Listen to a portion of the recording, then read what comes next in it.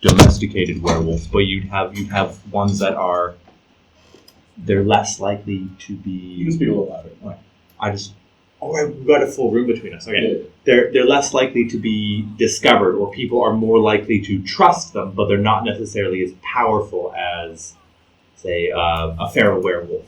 Mm-hmm. Otherwise, no one would ever pick a werewolf if your life is just run around as a normal human being until the full moon, and then you kill all human beings. Like within 2 months, like you said, a city with a population of 10 million people would be gone in 2 months. So you really only have a month of being the first couple of werewolves turned, a month of there being not many people left, and then a month of you just running around in the wild looking for more people to eat. There's really no reason to be a werewolf. You wouldn't, right? Whereas you'd have to have some.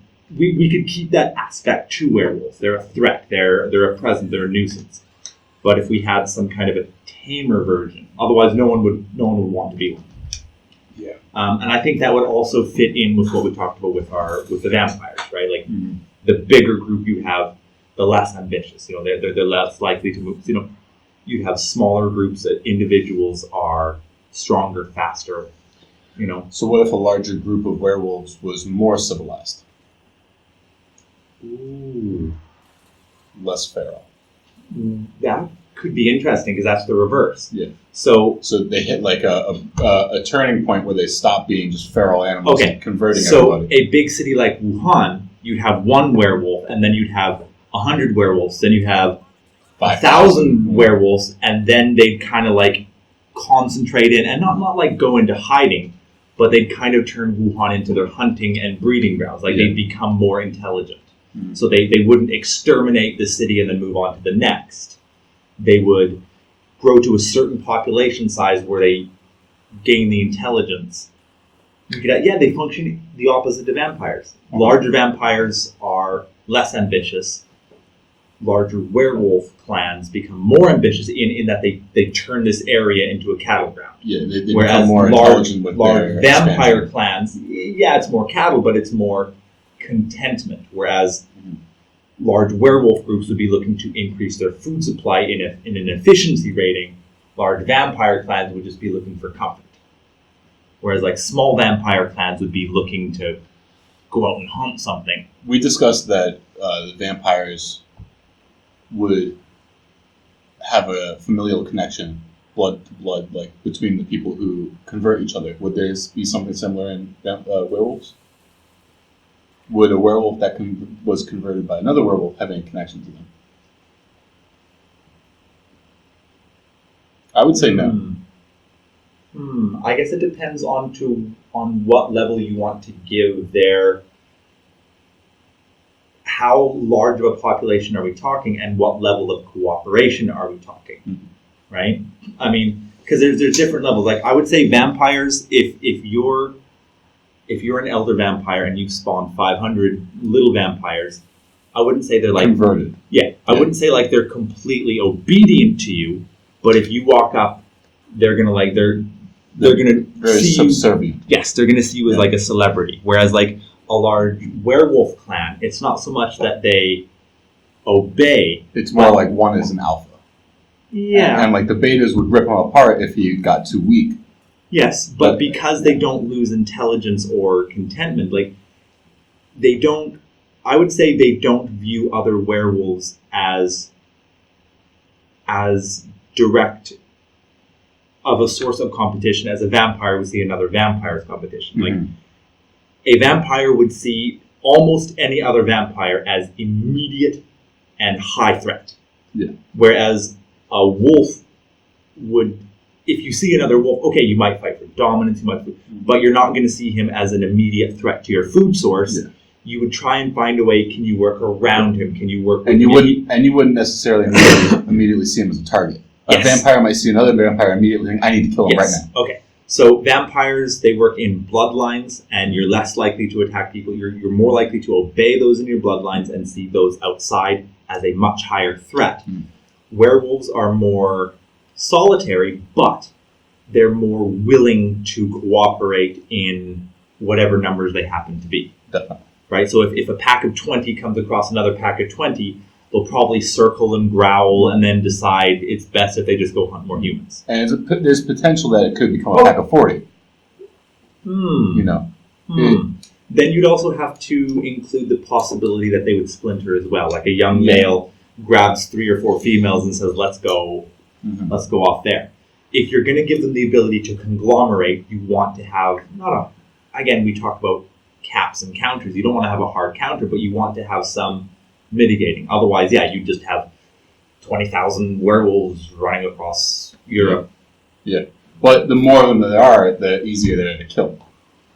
When there's a single werewolf, like we talked about, the individual hunter has to be out there looking for the werewolf. When you got 20,000 werewolves, you can shoot them from a helicopter. True. Okay. And we did talk about silver bullets being a pretty hard counter. Not an ultra, like it's not like they evaporate like they do in the Blade series when he stabs a vampire and he like disintegrates. Yeah. But we talked about it negating healing ability and causing pretty grievous damage. And so that would also be a negative trait to more werewolves. They're easier to hunt. I guess, the more werewolves there are, the harder it would be to hide their presence. And humans would be aggressively hunting them. Aggressively at all times. They'd be hunting vampires as well, but I would imagine vampires would be smart enough to almost make themselves a conspiracy. Where a large portion of the human race doesn't even believe they exist. Another portion thinks they exist but isn't sure about it. And another portion is absolutely sure they exist, but no one listens to them. Well, again, like you said, vampires, not that the vampires would be controlling the world, but with their intelligence, they would probably intentionally point people towards werewolves. Like you said, they disguise their own feedings as a werewolf attack. Exactly. So, and when you live 1,000 years, you would have an enormous amount of influence regardless of your own intelligence. Like even if you're not that intelligent, if you live 1,000 years, you're gonna eventually run shit. You just realize, how things work, how people react. And you'd amass a massive amount of wealth, a massive amount of intelligence. You'd have a massive amount of influence. You'd understand how to deal with people flawlessly, understand how to manipulate people. That's the thing. Even if you didn't have the wealth or intelligence, you'd still have the experience. You'd understand. You could make plans on a grand scale. You could plan for hundreds of years in advance. If, like we discussed, vampire's chance of dying drops off exponentially once they get to a certain age. Yes. So if you're 500 years old, there's almost 100% chance you're going to make it to 1,000. Right. Nothing except another ancient vampire is going to kill you. Or werewolves. Or a group of werewolves. But how about, again, because so you'd be comfortable making those plans. Larger vampire clans are more sedentary. Larger werewolf clans are more active, aggressive and active. Yeah. But all werewolves are more likely to hunt vampires. Okay. So like if a werewolf is wandering around and he says, I'm hungry, he'll eat whatever he can find. Right? Ooh. Now, Go on. If you're hungry and you see 2 things on the floor, you're going to pick whichever one is tastiest, right? Now, I would say for a werewolf, humans are like number 2 on the taste list. So their primary diet, they could kill small animals and rodents and dogs, but they prefer to kill humans. But vampires would be like a delicacy to them. Like they would find vampires and let me ask to you be this. very tasty. Would eating a vampire have any effect on them physically? And what about a vampire drinking werewolf blood? Because if there's a positive effect over and above consuming a normal human, then suddenly these people are super high priority targets. If a vampire becomes more powerful drinking werewolf blood, or if a werewolf becomes more powerful eating a vampire, they are actively hunting each other. I would say we wouldn't want that, because then it would just turn into werewolves versus vampires with a proxy war of humans. Exactly. Fair. I would say with werewolves it's just delicious. With werewolves being a hunter mentality, they find vampires more appealing to consume. Mm-hmm. So it's not like you smell a vampire and you're like, I've got to fucking kill him, but you're like, ooh, that would be a lot better than... That smells good. Yeah, like, I've been eating humans for a while. This would be pretty nice. And probably killing werewolves would be quite a notch in the belt for a vampire. You know, to kill a werewolf with your bare hands would take a very powerful vampire, and it would be a real achievement. Like we talked about, we said, given a full moon, a transformed werewolf is very likely to kill most any vampire outside of an ancient vampire. Yeah.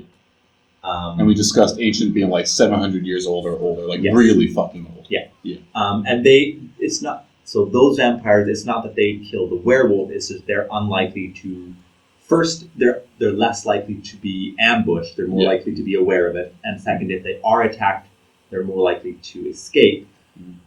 But I would say if as a species you have another species that enjoys eating you, you would take it as a point of pride to kill them. Yes. Yeah. Like dolphins and sharks. Dolphins don't eat sharks, but they go out of their way to kill sharks. Because it would be bragging rights. So it's not necessarily. I think that's true. I heard that somewhere. I don't know if that's true. Is that true? I'm not sure. I heard that packs of dolphins go and attack sharks, and sharks die if they stop swimming. So the dolphins all attack the shark and force it to stop swimming. And because this is what I heard. This might be complete bullshit. Huh? We have the power of Google. Actually, I don't think our internet's even working. Fucking China. Anyway, we have the power of Google. Yeah, right. We're fucking criminals if we use it here. Anyway, off topic. I heard that the young male dolphins, as a pastime, go off in groups and they hunt sharks and kill them for fun because they don't eat the shark. They just kill them because they're mortal enemies. I wouldn't want vampires to actively hunt werewolves, but if they survive a werewolf attack or if they do manage to kill one, it would be a point of pride. Also, so they don't necessarily look for a fight because they're not as likely to win. I would want to give vampires the intelligence to usually avoid a fight. If they get attacked by a werewolf, it's usually not going to go well for the vampire. But the vampires are more intelligent, they're more perceptive. What about? So they're less likely to be attacked in the first place. What about in a situation where the vampire is the aggressor? A vampire, let's say this vampire just had his best vampire friend eaten by a werewolf. He says, I'm going to go fuck up some werewolves. I want some revenge. How easily can he find a werewolf? And him getting the drop on the werewolf, how much does that, what kind of advantage does that give him? Because we're giving the werewolves extra senses and abilities. I think animalistic senses, but they still don't have the vampire has like the hunting sense, like a human has, but more advanced. Then I would say, given that a vampire is like the vampire could set a trap. I don't think a werewolf could set a trap. I would say a werewolf could and would, but only I would say because one of the suggestions I had when we were talking earlier, I would say when it's not a full moon, a werewolf can transform, but it takes concentration and a certain level of stamina just to achieve that form. So like a guy turns into a vampire, he makes his werewolf transformation and he's a little bit winded. He's not ready to go. So a vampire with the intelligence, if I'm a vampire and my vampire friend was killed, I wouldn't go hunting werewolves during the full moon. Of course. That's just stupid. Yeah. So that's when they're most powerful. Exactly. If I do go hunting them during the full moon, they're going to kill me. Right. I'm not going to sneak up on them. I'm not. But unless you're again an ancient vampire, you should be able to just swallow them. Yeah. I mean, unless you get fucked, unless you accidentally stumble into a giant group of them, And but I would say, but like, let me put it this way. So like on the full moon, we talked about how the werewolves would be just rampaging, like just mindless. They don't even have the intention of killing. They're just attacking anything that moves. And we put that in small numbers. Yeah, they're totally individuals. Low numbers. They're not working together. One or two. Yeah. Even maybe working in groups up to 5 or 10. Well, not like intentionally working. They're just rampaging in the same direction. Okay. Yeah. So in that circumstance, I could imagine a vampire easily recognizing, tracking, and attacking them and getting the drop on them. Because they could, assuming that they're in a densely populated area like a big city, they could just be going from human to human to human and then get attacked by a vampire. I'm not talking about the vampire who's just standing alone in the forest. Yeah, he would be able, his animal instincts would say there's a vampire in him. But in that bloodlust, and when they have a target that they've already got, human after human after human, I think the vampire could track them get upwind of them, these kinds of things. That would be fair. But if a vampire is walking around and a rampaging werewolf stumbles across him, that vampire is in trouble. Yeah, a lot of trouble. If he's not actively planning on attacking a werewolf, he's at a severe disadvantage. Severe, yeah. But I would say a medium-aged vampire hunting werewolves with the intention of killing werewolves, obviously not in like a pack, like a single werewolf. Right. I think he would have an advantage, like a hunter's advantage, like a human hunting a bear. Yes. Obviously, the bear would obliterate the human if the human made any mistakes. But the human is... Yeah, but the human's hiding in a tree with a gun. Making a situation where he won't... lose. Yeah. Okay, But I would say yes, that's possible, and that would be what would happen, but vampires would be less likely to want to. Yeah. There would be certain situations which would trigger that. Yes, your family got killed, you're the last... whatever. But the average vampire wouldn't be sitting around saying, hey, let's go kill some werewolves today. That's not really on their agenda. Whereas a werewolf, if he's walking around and he smells a vampire, he's not going to say, oh, I need to kill it. But he's like, oh. Yeah, that's a...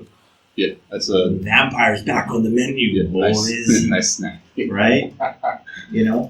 Something else I was thinking is the vampires could see the werewolf as a threat. And so you could see the larger vampire pods going after werewolves more commonly than individual vampires, because that vampire who has 500 vassals or whatever, there's no reason he won't necessarily care about his followers. They're disposable too. Right. And there's a big difference between one vampire going after a werewolf and 5 vampires. Because we talked about both of them being very durable and both of them being able to heal from a tremendous amount of damage. So that means... I think we were saying werewolves would be more durable. Yeah. They can sustain a large amount of damage, and vampires can heal. Yeah.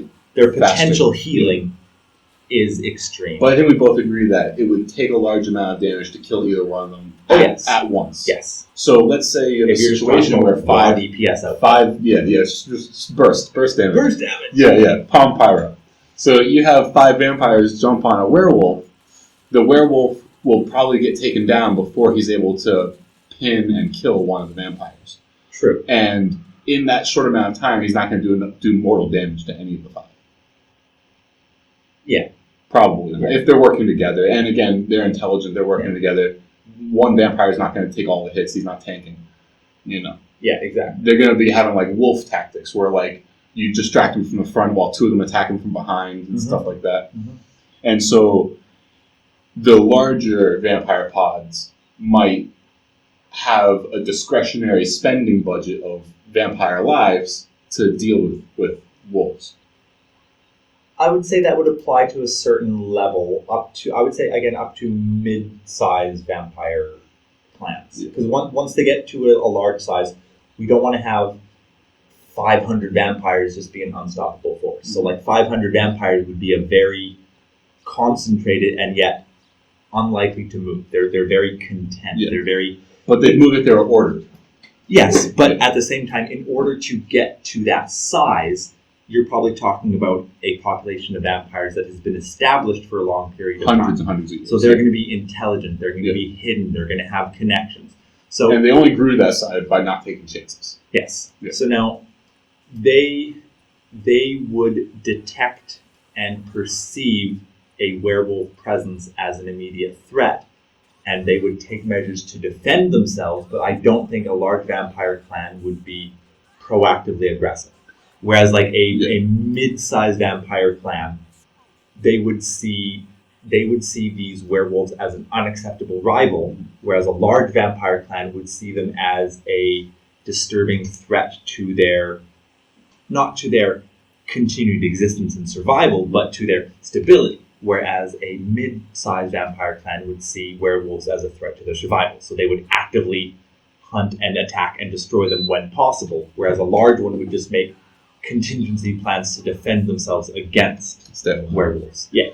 I think that you would also, there's a possibility of a situation like we discussed where the werewolves could become sort of an epidemic.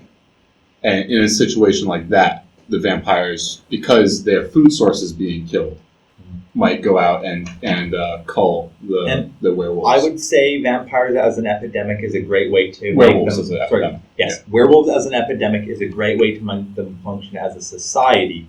But if you want to make them something that you want to be, if we're talking about like a fantasy game, no one would ever want to play. Yeah. Who'd roll a werewolf? If you want to make werewolves playable, so like you'd have to have a way to make them blend into society a bit easier. So like I like the idea that you were talking about is where it starts out as a sort of a exponential curve that's an epidemic, and then it peters out, it plateaus as they become less savage and more civilized. They kind of do like what the vampires do with larger clans where they grow sedentary. But that exponential effect has a large range. So it could go from 1 to 50 and then plateau, or it could go from 1 to 50,000 and plateau. I think it would depend on their food source. Yeah. So like we're living in a city of 14 million people. So it has the potential, let's say in this city, to go to 50,000 in 6 months. And then it would plateau.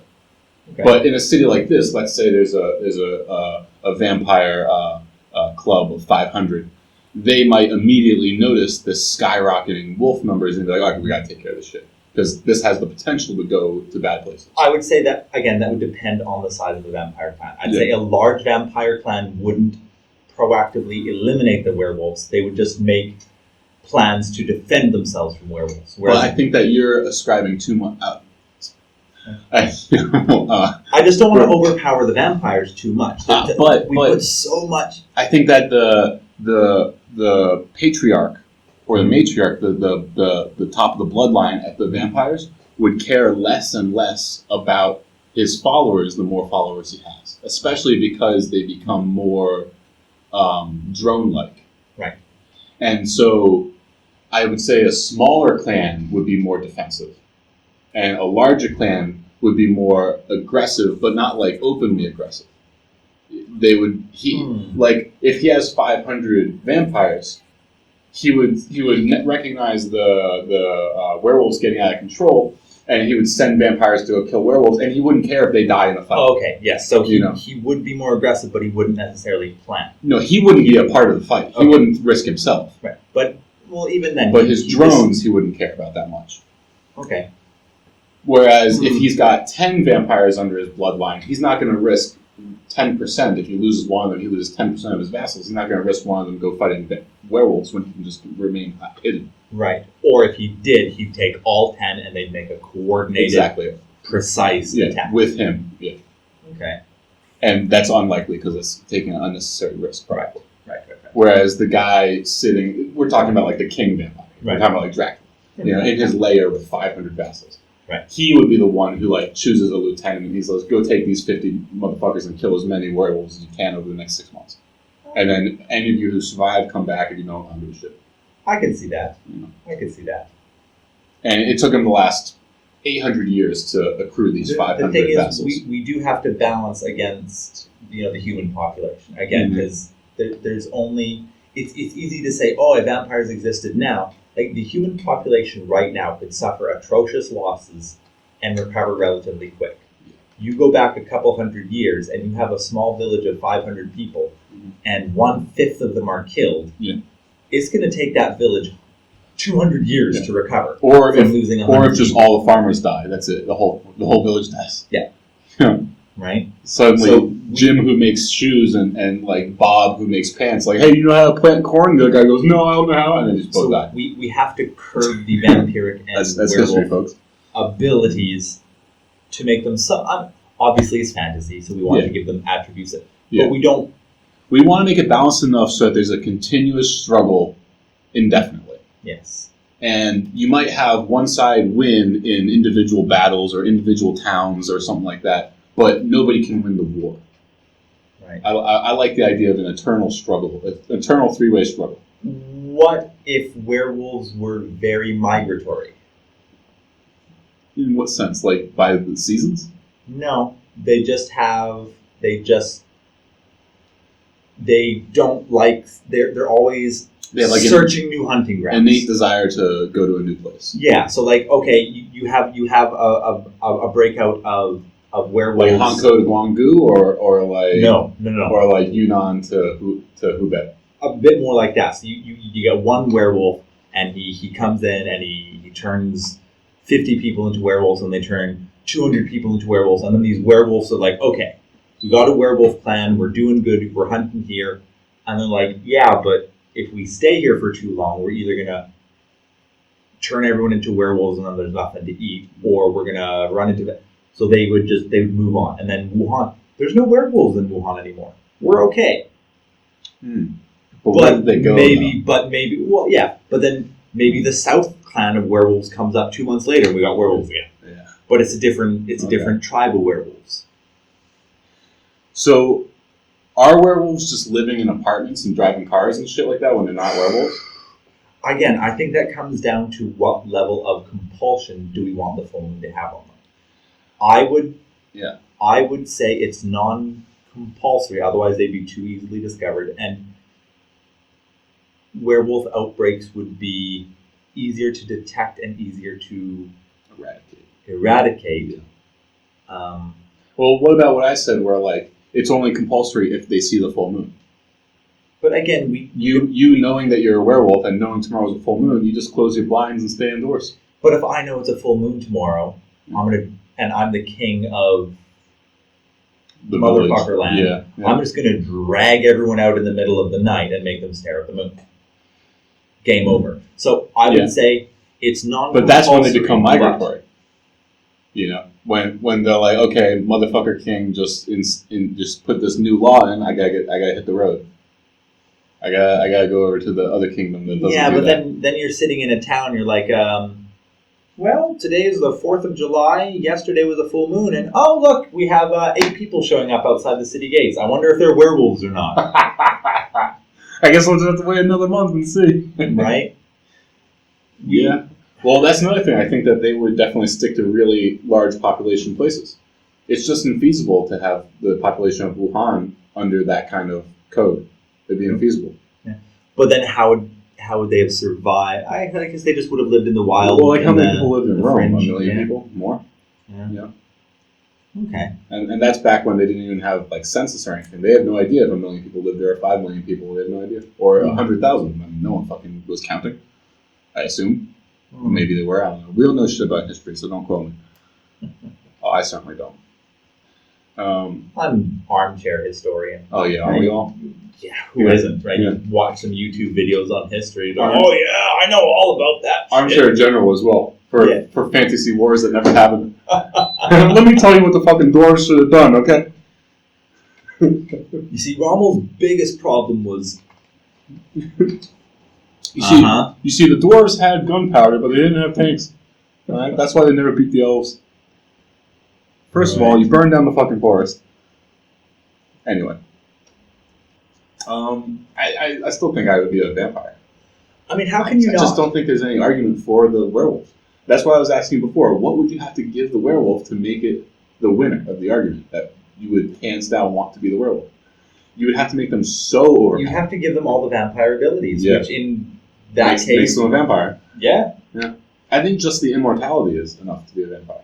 Almost. Well, all right. Let me ask it like the opposite question. What would the negative aspects of the vampire have to be to make the immortality not worth it? Inability to interact with society. Yeah, and instant death from sunlight. Instant death from sunlight. Instant death from silver. Instant death from garlic. Yeah. Those are some pretty hard counters. Instant death from decapitation. Inability to regrow limbs. I would still give them high regeneration. Me too, but inability to regenerate from fire damage. Well, you see that pop up in some games here and there. I can give that to you.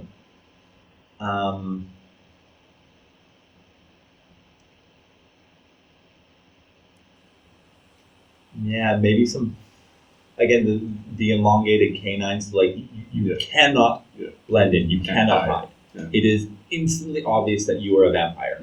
And once discovered that you're a vampire... No reflection, so it makes it super easy. Yeah. Like the vampire police just go to every door with a mirror, like, oh, he's a vampire, and just shoot him with a silver bullet. In order to exist as a vampire, you're going to have to go Teenage Mutant Ninja Turtles and hide in the fucking sewers. Yeah.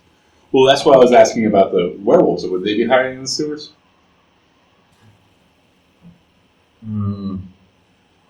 Why wouldn't they? Yeah.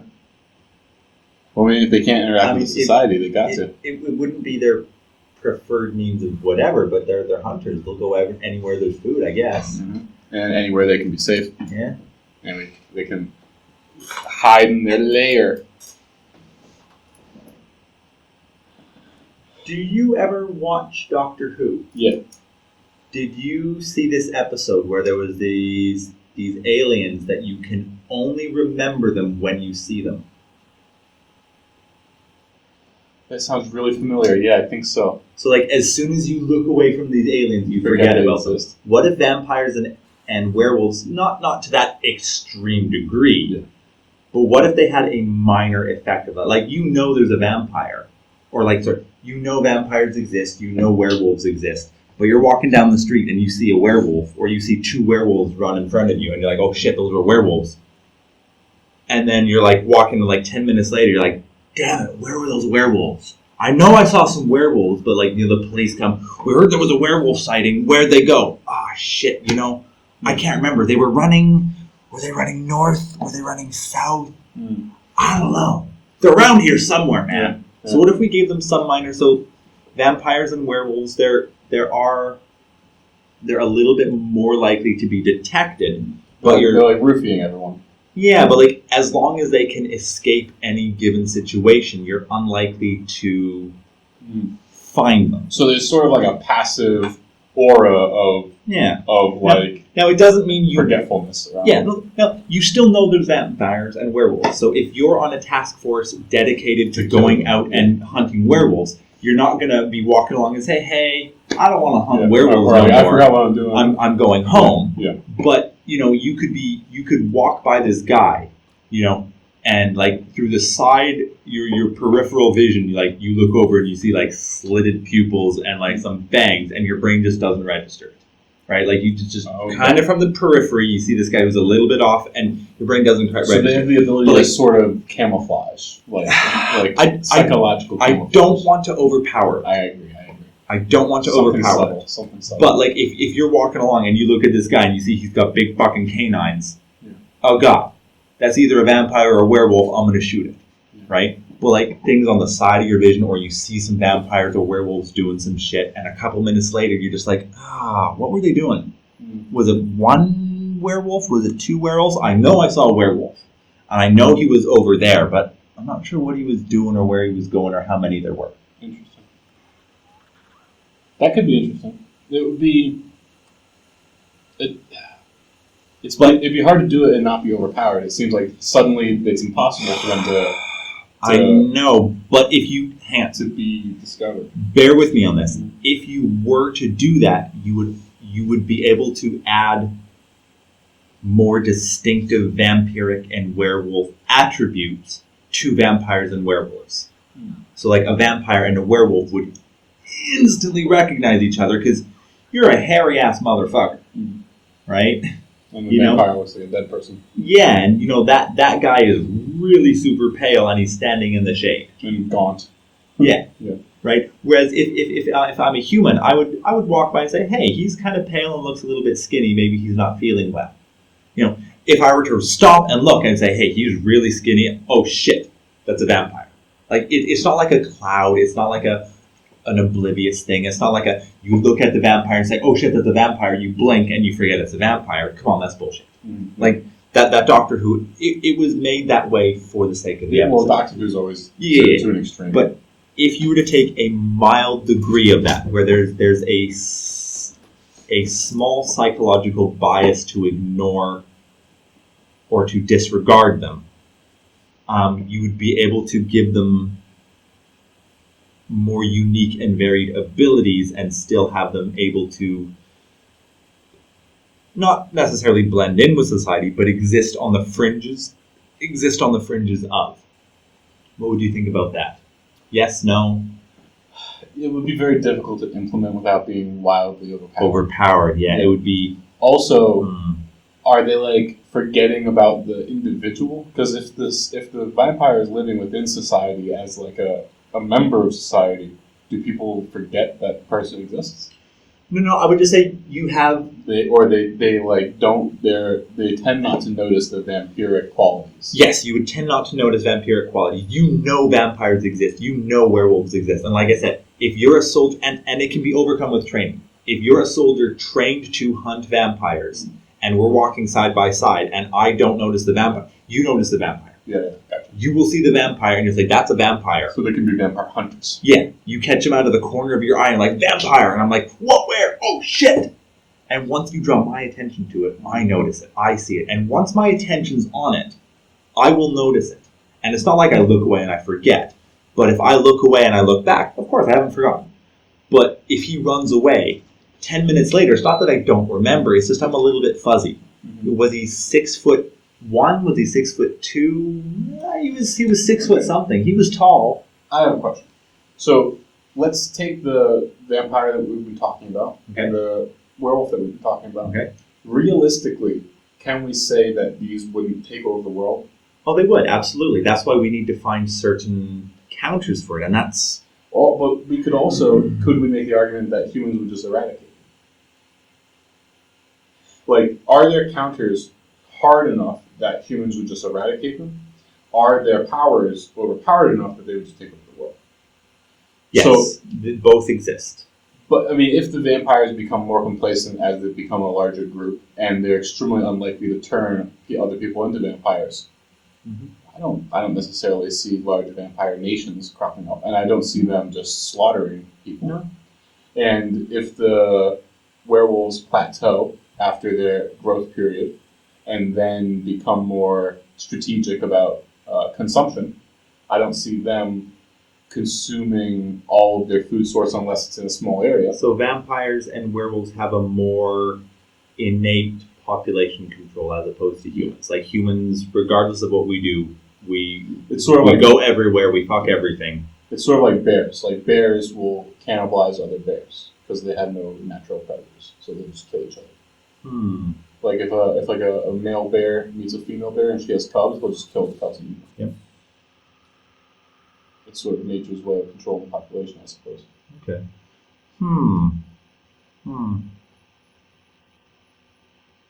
Because I think we're all attached to the idea of secret societies and like vampires hiding among us. Well, all right, let's fight that, actually. So let's try to propose a situation where they're not secret. They're completely out in the open, but there's nothing that people can do about it. We just force to live with them. So, like, you would have to remove a lot of the really hard counters, like instant death from UV and instant... You'd have to remove all the instant deaths. Mm-hmm. You'd have to remove garlic, because poisoning would be too easy, because garlic is so fucking common. Yep. You know?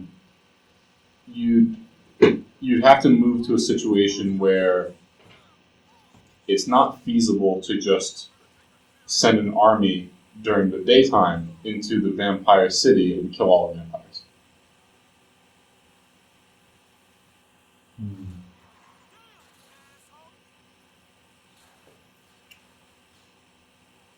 What if... How magical do you want vampires to be? Well, I just thought of something, okay? What if... Because if you want vampires to be very magical, what if they have like a shared magic energy resource that they feed off of? And the more they eat and consume, they can grow this power, but all the vampires feed from this central source. So like, that's getting really fantasy. Or what if the vampires are ultra technologically advanced?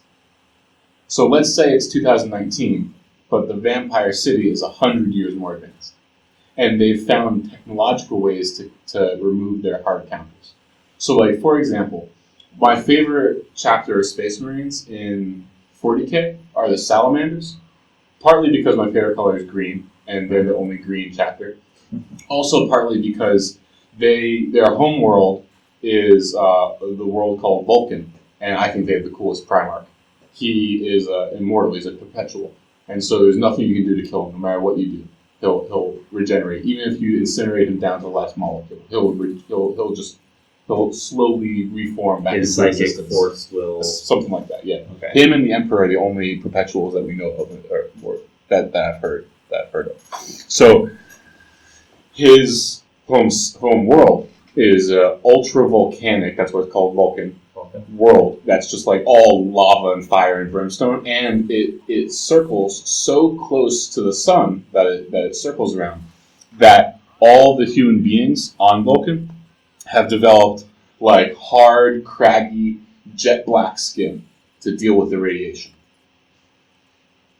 So what if the vampires just edit their DNA to nullify the sun's effect? Just change their skin.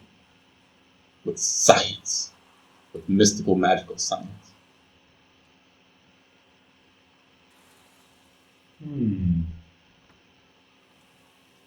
If you're giving them the level to genetically modify themselves, they would have the technology to genetically modify us.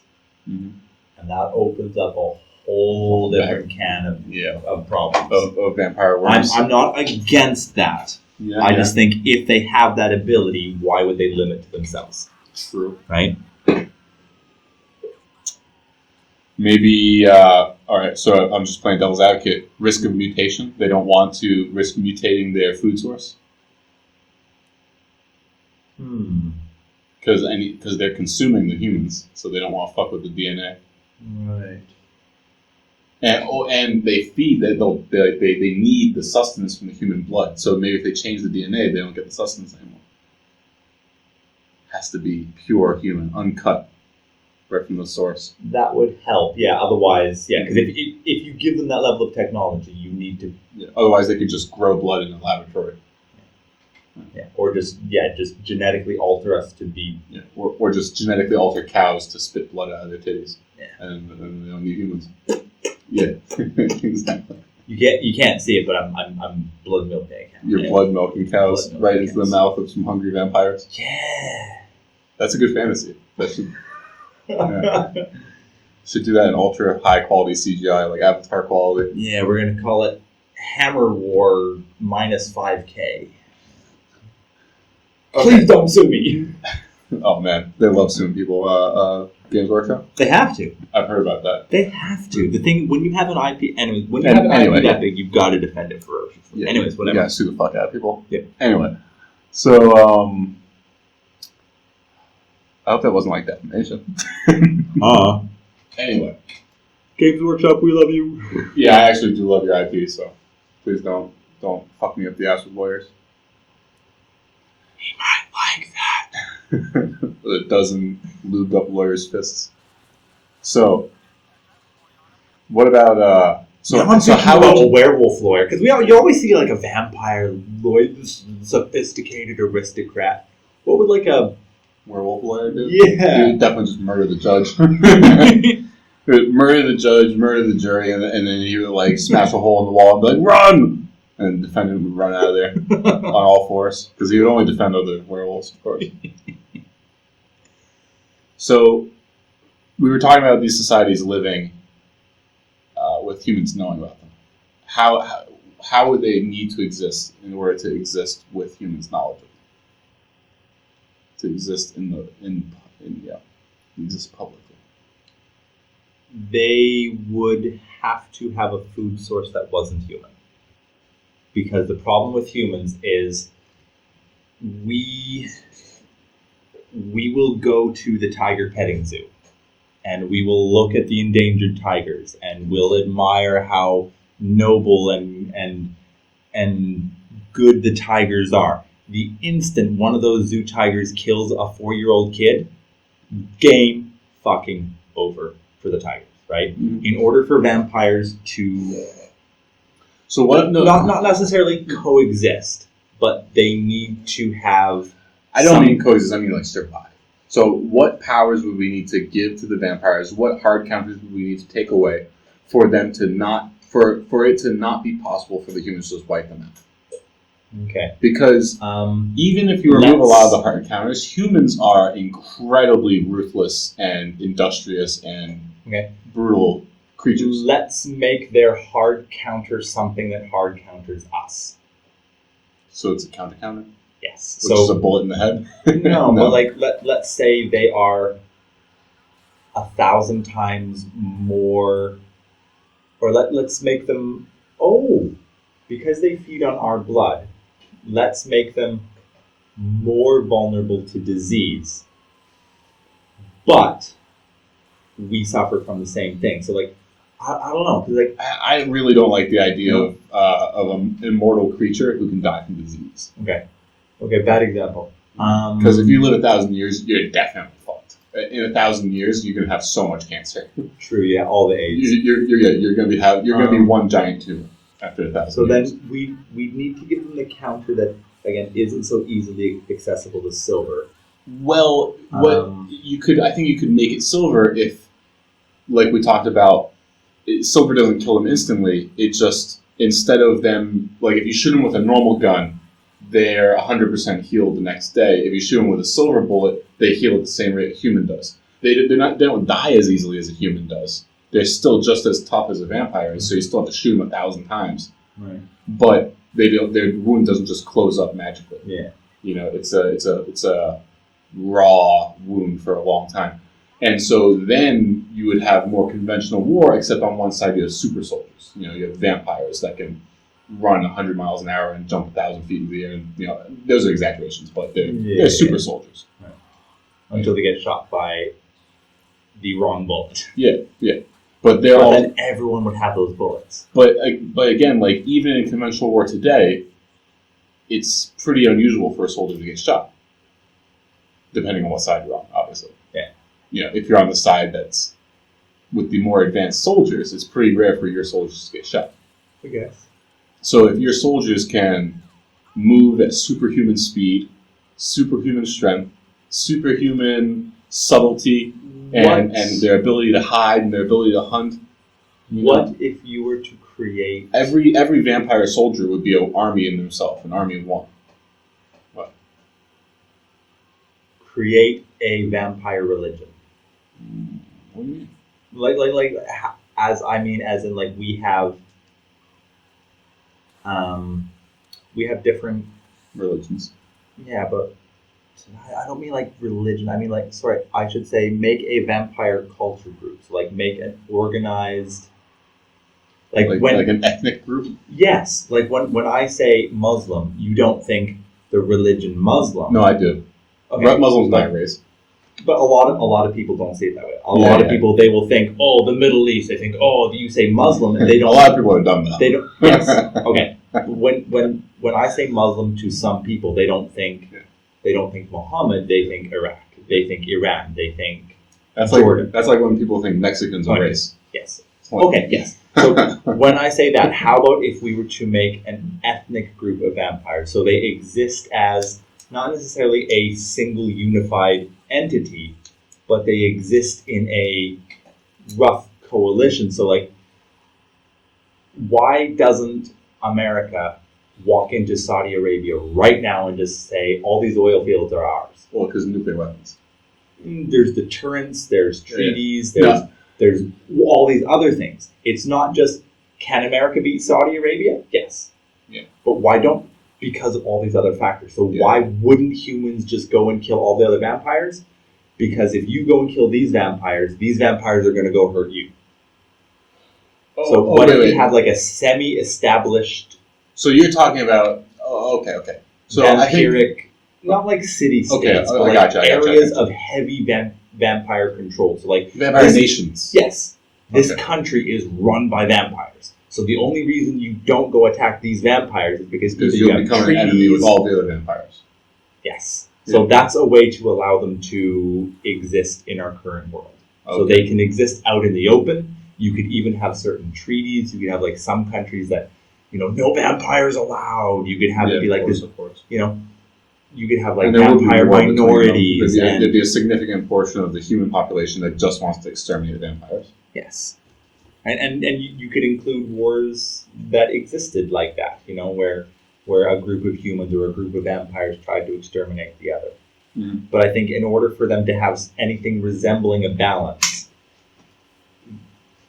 vampires can't be completely isolated. They'd have to have some form of diplomacy to prevent. I agree with that.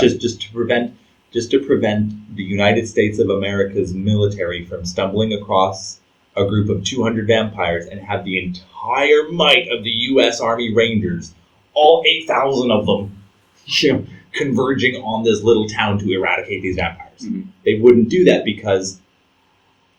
Well, if we're talking about like entire nations of vampires, we're talking about millions of vampires. Exactly. Yeah. But that would be unsustainable in terms of their human consumption. I wouldn't say millions of vampires, but I would say... Well, globally, let's say. Maybe. Yeah. But I would say if you have, again, like vampire nations, but like, let's say a dictator, how many people are living in luxury in Cuba? Let's say Cuba. Well, let's say North Korea. It's actually a dictatorship right now. Okay, yeah. Yeah. So Kim Jong-un's a vampire, or what's his name? Il, I think, or Il was the... Who gives a shit? Sun was he founded it. I don't care. Il, I think, it's not important enough for me to learn it. Okay, so he's the big vampire lord. Okay, yeah. His immediate surroundings are vampires, and like the peasants, they're just humans. Mm. They're just people. But okay, I'm gonna play devil's advocate. So I think at the end of the day, no matter how much humans disagree with other humans, we're still all humans. Mm-hmm. And there would be so much less sympathy from uninvolved parties if humans were killing vampires. There would be the group of humans that would support vampires unconditionally would be such a small fringe group. That's why you vast majority of all human populations would support the complete eradication of vampires. That's why you'd have to have existing vampire nations. They would be straight up nuking these vampire nations. What if vampires had nukes? Well, that's what they would have to. You'd have to have a... They would have to be on an equal military footing. Yeah. But then it doesn't even matter that they're vampires. It's taken away the fantasy aspect. They're just other human states at this point. So let's put them farther back in time. Okay. Let's go before Industrial Revolution. So there's no intercontinental ballistic missiles, right? There's no bullshit like that. Gunpowder? Yeah. So you have if you want to kill people, you gotta actually go and kill them. Okay, so hang on. Someone has to pull a trigger or swing a sword. This is an important distinction.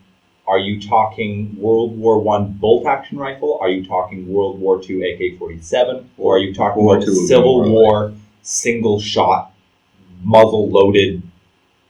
Well, I think up to World War II, and including World War II, because that's when the submachine gun was invented, the assault rifle.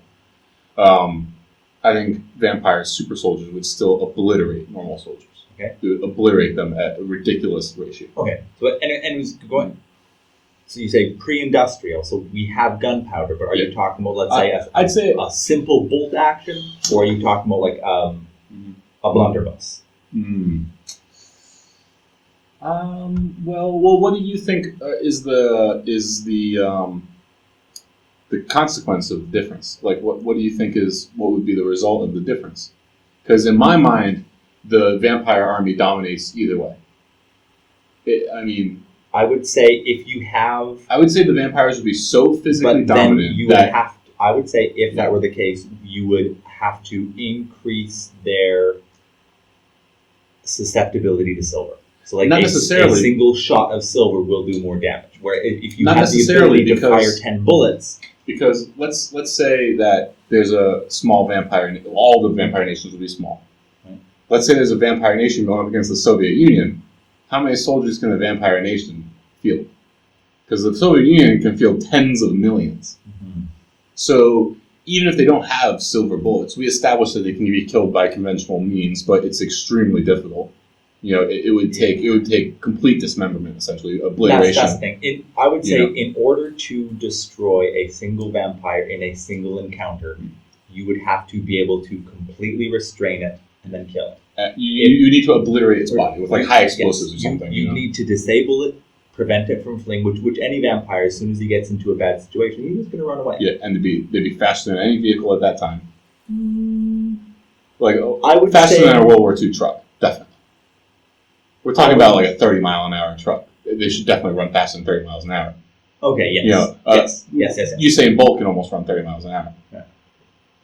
So they should run multiple times faster than that. They should run faster than a cheetah.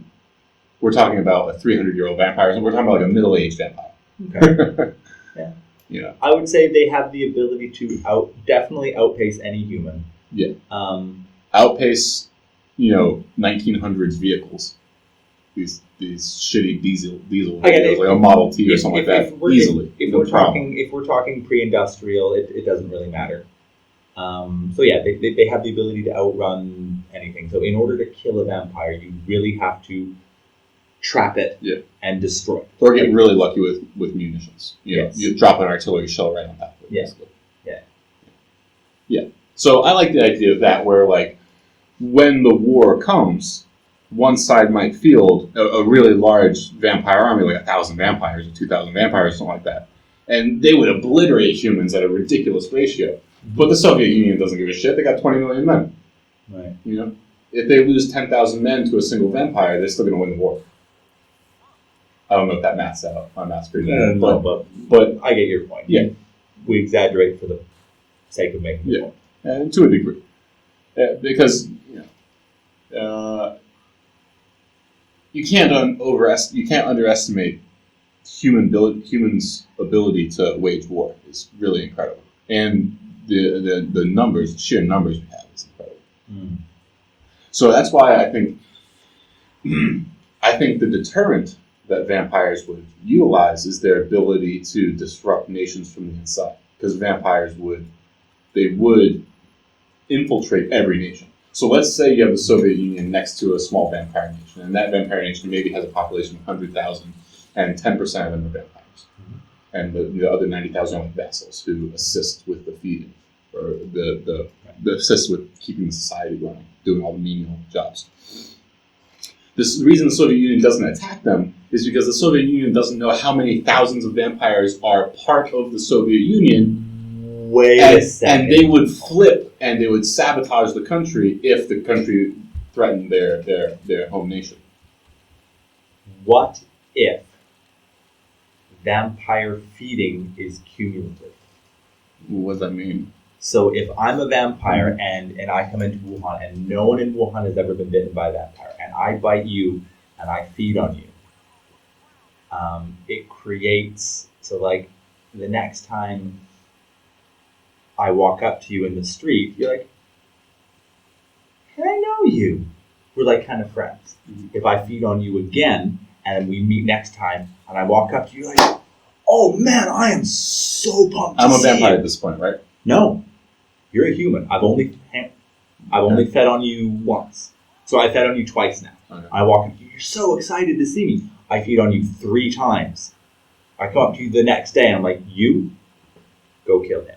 And you do what I say. I feed on you a 4th time, you're a vampire. Am I still subservient? Or do I gain some independence then?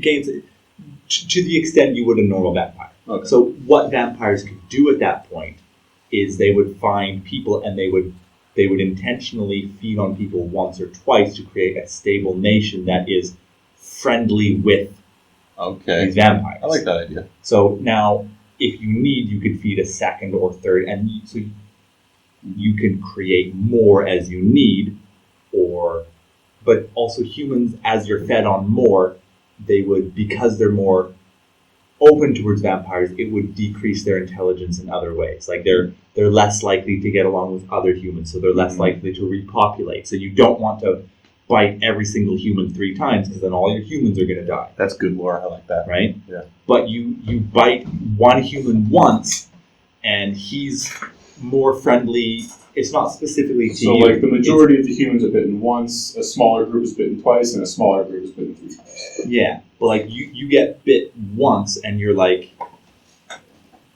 you see a vampire, you're like, hey, you look like a nice guy. You want to... You're friendly. Yeah, you're friendly. And it's not just to that one vampire, it's to any vampire. So you'd have to be careful, right? Because if you have every single person in your country being bitten once by a vampire and some other vampire comes in out of nowhere, everyone's going to love them. You're not even going to notice that there's a rival vampire. But at the same time, it would allow you to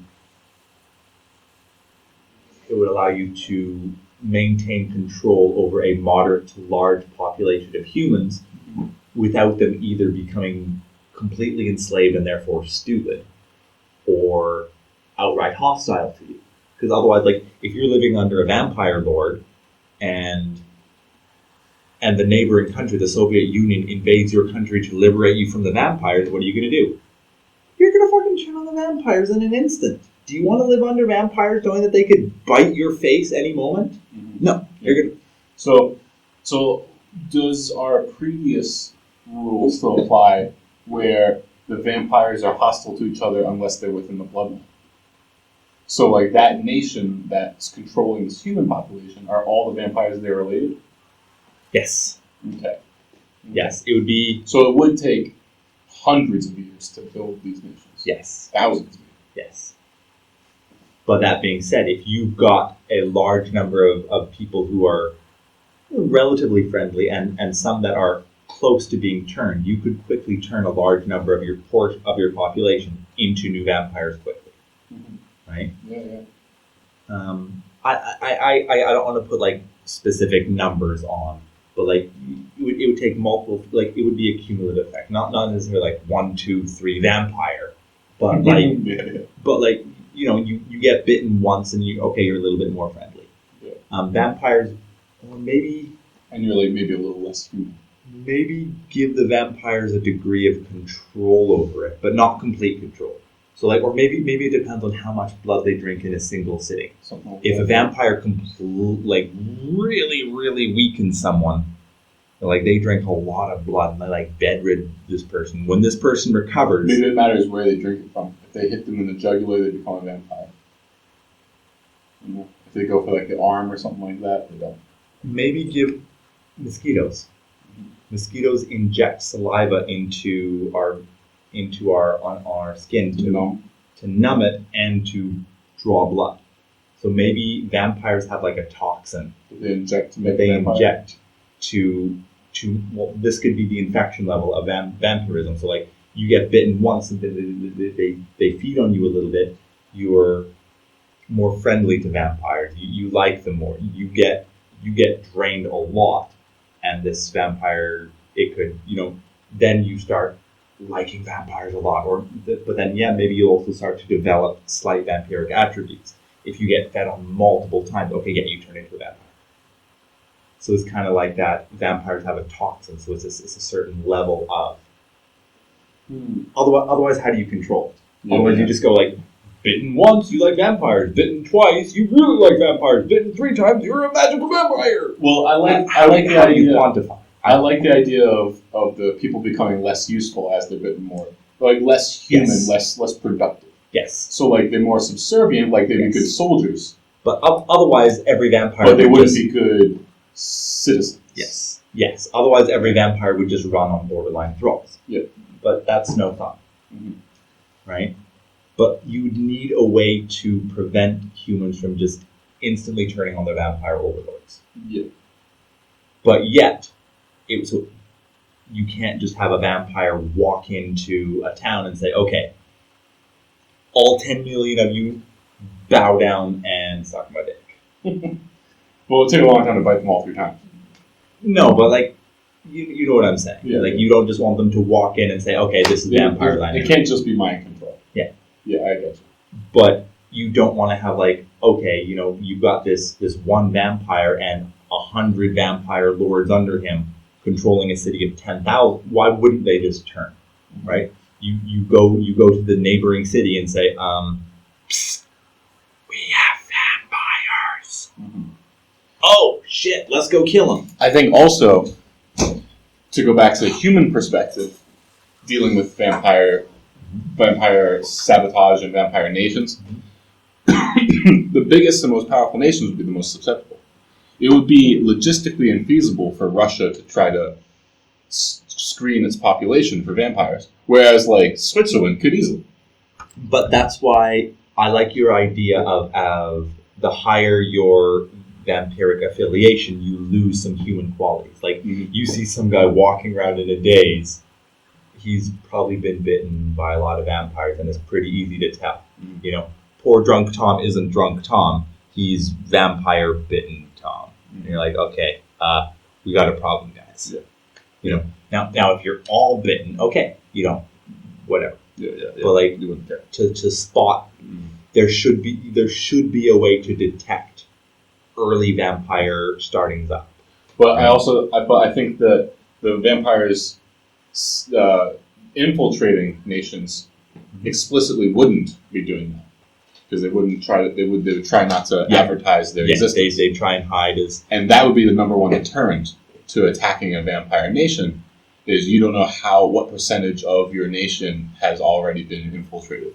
Yeah. If you're like Stalin, and you're like, I could just send 1 million troops into this vampire nation and theoretically kill them all. I could give them all silver bullets. But one of your bodyguards could be a vampire. Yeah, you look around to all your generals and bodyguards. You're like, how many of these motherfuckers are vampires? I have no idea. Mm-hmm.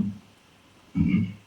Yeah, you there, Slav? You have Ivan McSlav. Do you have any baby pictures? Show me right now. Are you 400 years old? I kind of like that. Yeah. I kind of like that.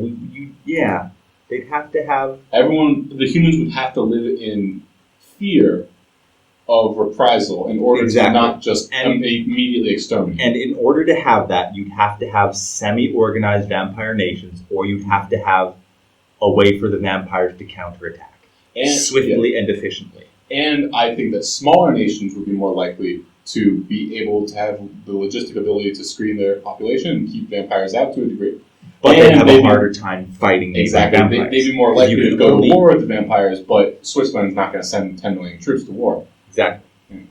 So they would see smaller vampire nations as a higher threat, and they'd have the ability to maintain their own protection better. But they wouldn't go to war against the United Soviet vampire dudes. Yeah, right? Exactly.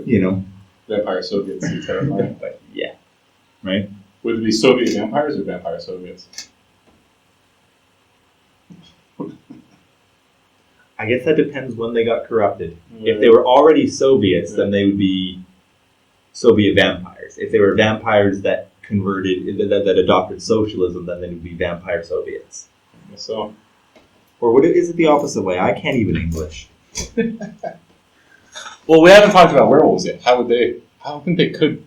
They would have to be like a force of nature. Mm-hmm. Like we were talking about wolves existing in Siberia and these like super packs. Mm-hmm. It would have to be something like that, where you just know like that's the edge of town, and there's like 1,000 square miles of forest in that direction, and we know there's probably 500,000 wolves living in there. It's not so much that you don't want, like with vampires, you wouldn't want to start a war with the vampires because of risk of reprisal. With werewolves, you would want to kill as many as you can. You just can't kill enough. Yeah. They're like wild hogs. Yeah. Like you can hunt them from a helicopter with a machine gun, but you're never going to kill enough of them. Hmm. In that case, we'd have to beef up some of their physical attributes, and you'd have to decrease their food requirement. Otherwise, they would just be like a locust swarm. Yeah. And they would run out of food and starve to death. Yeah. So maybe make them more like cold-blooded animals, like a snake, where they only have to eat once every couple of weeks. Or like there are some crocodiles that eat once a year.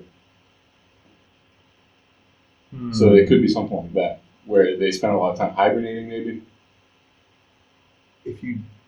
Yeah.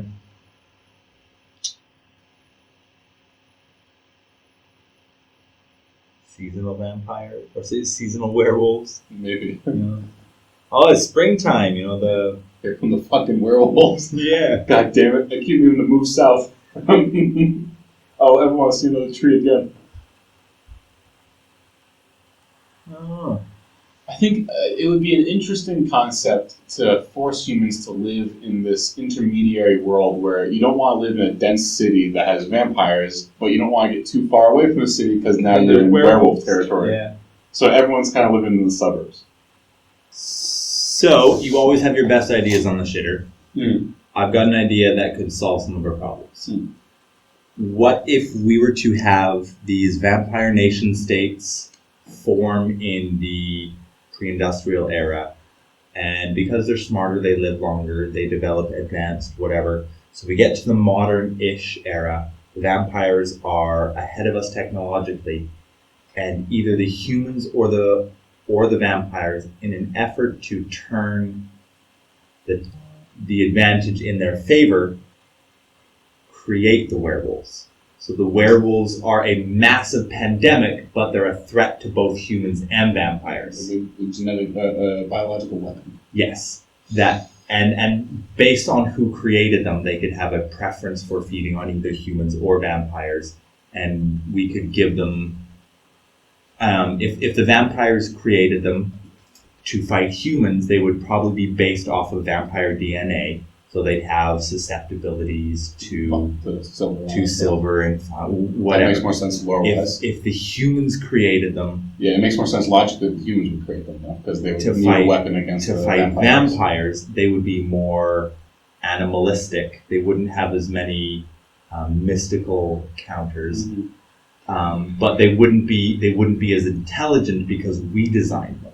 So they'd be more savage, and maybe they turn on us. Maybe they turn on the vampires. So maybe, because the problem with werewolves is vampires, with their ability to hide, they could not coexist, but they could exist beside us for a certain level of time, unseen until. Werewolf, you just can't do that with a guy that fucking turns into a 9-foot killing machine. Yeah, and kills indiscriminately. Yeah. So if we were to have, like you said, the vampires have genetic abilities to modify their own DNA to make them less susceptible. So what if the werewolves were a biological weapon created by one of the race, either to fight the other and then either it works or it doesn't work. Yeah. And then so werewolves are like this big threat to everyone, but they really exist only on the fringes. I like the idea. So now they're a big pandemic problem, but both factions are fighting against them. I like the idea. I think that we should work on how to implement it, though, because I think just logically the vampires would be more technologically advanced, and so they would be more likely to have the technology to do this, but I think they'd be less likely to do it. So now I don't think the vampires would feel like they need a weapon against the humans. Okay. So what if the humans were developing it, and then the vampires came in, and they're the ones who skewed it? So instead of them being, they enjoy hunting vampires, but the humans designed them to exclusively hunt vampires, and the vampires were able to infiltrate, and they couldn't stop the project. Well, they just fucked it but up. They were able to. Yeah. They were able to prevent it from being a weapon exclusively against them. That would run with the sabotage lore, Some vampires they were able to in the infiltrate. system. Yeah. They stopped secret project weapon X. Yeah, exactly. Right? Classic. So in that circumstance, is there a shared... Is there a degree of camaraderie between the vampires and the humans now that they're universally being hunted by the werewolves? Only in and as are much. They're actively being hunted, or the werewolves is just an entity that exists? I would say the entity they're just an entity that exists, because if the werewolves are too organized, yes, then it will nothing makes friends faster than a common enemy. True, but what if it's not sentient organization? What if it's just swarm? It's just a swarm tactic, like. It's not individual intelligence; it's a swarm intelligence. The swarm wants to go consume that city over there. The individual werewolves aren't thinking to themselves, "Yeah, if we all work together, we have a better chance." Just the swarm tells them to go consume that city, and there happens to be enough werewolves around where they can do it. But even if there weren't enough, they would still go try and all just be killed.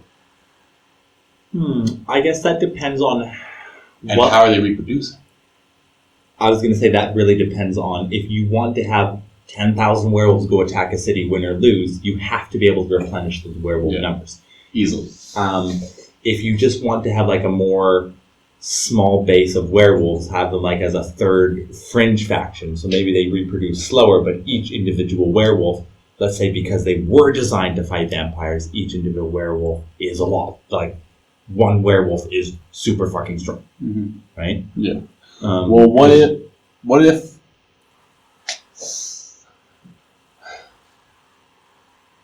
the werewolves didn't come from people? What if they came from wolves? What if it ends up being what if it's a genetic experiment where the humans are trying to create bestial allies in their fight against the vampires? And maybe they come from dogs, let's say, or dogs or wolves or something like that. And somehow human DNA gets mixed up, whatever. But what if the source isn't from humans, the source of werewolves, but it's from an animal that already exists in the world?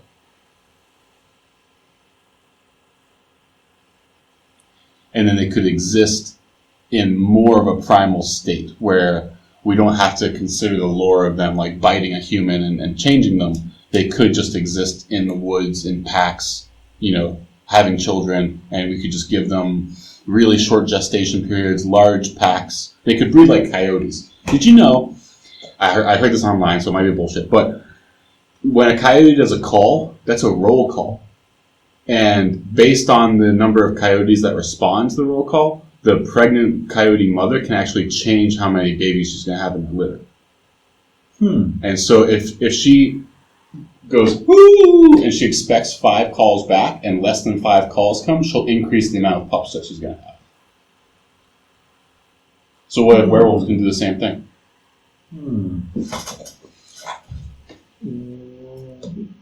Wild idea. Mm-hmm.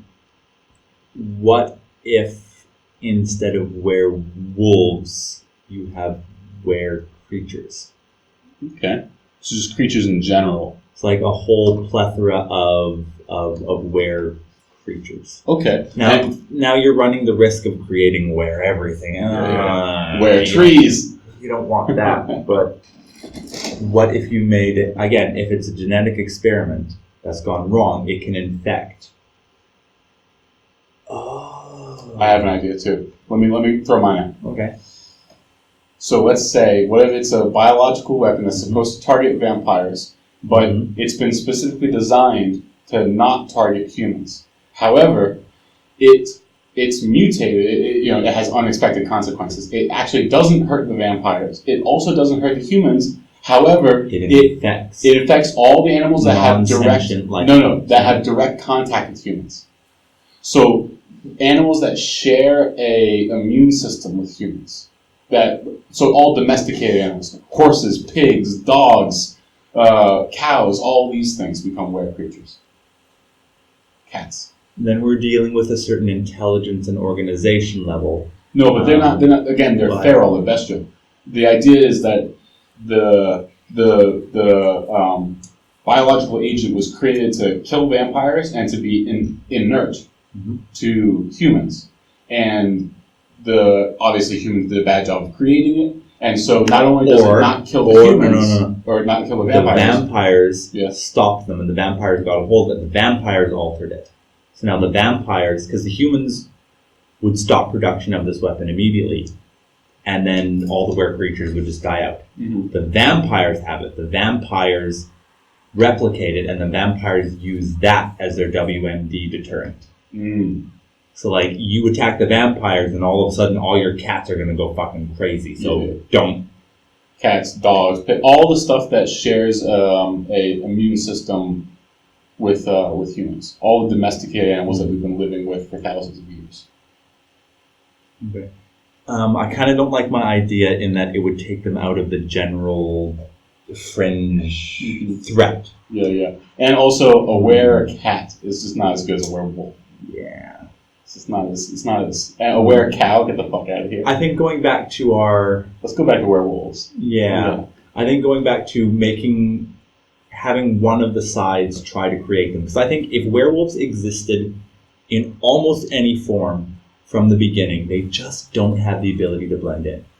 I agree. You'd either have to make them so strong that they survive, in which case they'd have killed the vampires or humans long ago, or you have to make them weak enough that they couldn't have killed all the humans and werewolves or humans and vampires, in which case the humans and vampires without the werewolves' inability to blend in, we would have exterminated them. So they'd have to be I don't want to say recent, but a relatively new addition to the paradigm. And I don't know. I also like the idea of technology progressing really slowly. I like the idea of civilization progressing really slowly because of constant and consistent mass extinction events, or like mass die-offs. You can't have a city like Rome with 1 million people because that's just a feast for werewolves, a feast for vampires. Right. And so any large civilization, large metropolis is just a target. And so for thousands of years throughout human history, humans aren't able to congregate in massive groups because that's just going to bring the ants to the picnic. Right. and then you'll live in a city like Rome until it gets to a certain point where leaving the city means you're going to get eaten by a werewolf, and living in the city means you're going to get eaten by a vampire. And so there's no way that Rome can eventually there's no way that Rome can produce any human development, any progress. And anything that is developed will be at the hands of vampires and won't be accessible to humans. Right. It's so difficult to design any of these worlds in which the vampires don't just run everything. I know. I think we have to really run with the idea that vampires hate each other. And I like the vampire nation states, though. Vampires that are not blood related to each other will almost immediately be hostile. There's very few situations where they won't just kill each other. Right. That means that, for example, for two vampire nation states to exist, they almost by necessity have to be on different continents. Like, one could exist in Europe and one could exist in Australia, but you couldn't have two in North America. They would fucking kill each other. What if werewolves were a really big problem, hyper intelligent, and we have... Do they wear lab? No. Do they wear lab coats? Hang on. And glasses? Spectacles? We have pet vampires to keep shit. us safe from the werewolves. So, like, everyone's going to have, like, a vampire servant or a vampire bodyguard. So that's how vampires maintain their place in society. As like a social contract to protect from werewolves. Yeah, so, like, they act as soldiers, and they act as bodyguards, and they act as, like, security agents, and, like, they take care of borders and customs and things like that in return for not being hunted and killed by humans. But they still hunt and kill humans. Vampires. There would have to be some dirty Illuminati exchange where they're sacrificing humans. Like, you have a nation of 1 million people, and like the Illuminati government is like, okay, we know that there's 50,000 vampires in this nation. The Twilight route, where they can feed on like deer blood, is just not as satisfying. Or do you want them exclusively to feed on humans? I think it really forces the lore to exist if they have to feed on humans. Okay. Because in Interview with the Vampire, they can feed on animals as well, but it doesn't satiate their bloodlust. Like, so they can feed, but it doesn't. How about if we go to my idea of incremental levels of vampiric persuasion, or what would we call it? Yeah. Dehumanization. Yeah. So, like, getting bit once or twice by a vampire, you're probably not even going to notice it. Yeah. You're going to be slightly more inclined to vampires, but it's really not going to bother you. So you can have not vampires as individuals, as an idea. Yes. So now that way you can have a fairly large population of people and a moderate population of vampires, and they can coexist to a degree. If you get bitten once or twice, or then you could have like a blood drive. You could say like, vampires need your help. Please donate. We'll give you $10. Help a local vampire. They're out there fighting for you. Okay, so let's talk about the werewolves more. I want you to explore your hyper-intelligent werewolf ideas. Will they be like driving tanks and flying airplanes? How would we say hyper-intelligent? Hyper-intelligent for a werewolf should be like because we wearing armor. We need a reason for the vampires to coexist with us, for us to ignore our bias to exterminate all the vampires with a greater threat. Everything's relative. So hyper-intelligence for a werewolf could just be like wearing armor. Okay. So maybe not, let's say hyper-intelligence. Let's say but super threatening. Like the threat of werewolf attack is real and dangerous enough that we use vampires to deter or prevent or stop that. Are they sentient and civilized enough to be deterred? Like, will a werewolf go into a suicidal attack? No. Okay, so they have self-preservation. They have self-preservation to a certain extent, but let's also make them very, I don't want to say prideful and arrogant, but make them to the point where confident. They take pride in overcoming situations. Like one werewolf isn't going to say, hey, there's 5 vampires, I'm going to go attack them and see if I can win. Yeah. But at the same time, if we're 2 werewolf buddies, I'm saying, man, the other day, I killed 2 vampires. How many did you kill? Yeah. Bitch. Yeah, okay. So they're boastful. They're boastful, yeah. Or how many humans did they kill? Yeah. How many? Yeah. Do they still have the silver counter? The what? Silver. They're still countered by silver. And are we in like medieval time right now? I would say if we're because I've suddenly got the idea in my head of battle lines of medieval werewolves, like in armor with spears and shit. If we're using vampires to counter werewolves, then I would say werewolves can't have many human counters. Otherwise, we wouldn't need the vampires to counter them. If we can kill a vampire with a silver bullet. But sorry. If we can kill a werewolf Yeah. with the silver bullet, why would we ask for the vampire's help? But what if there's no guns?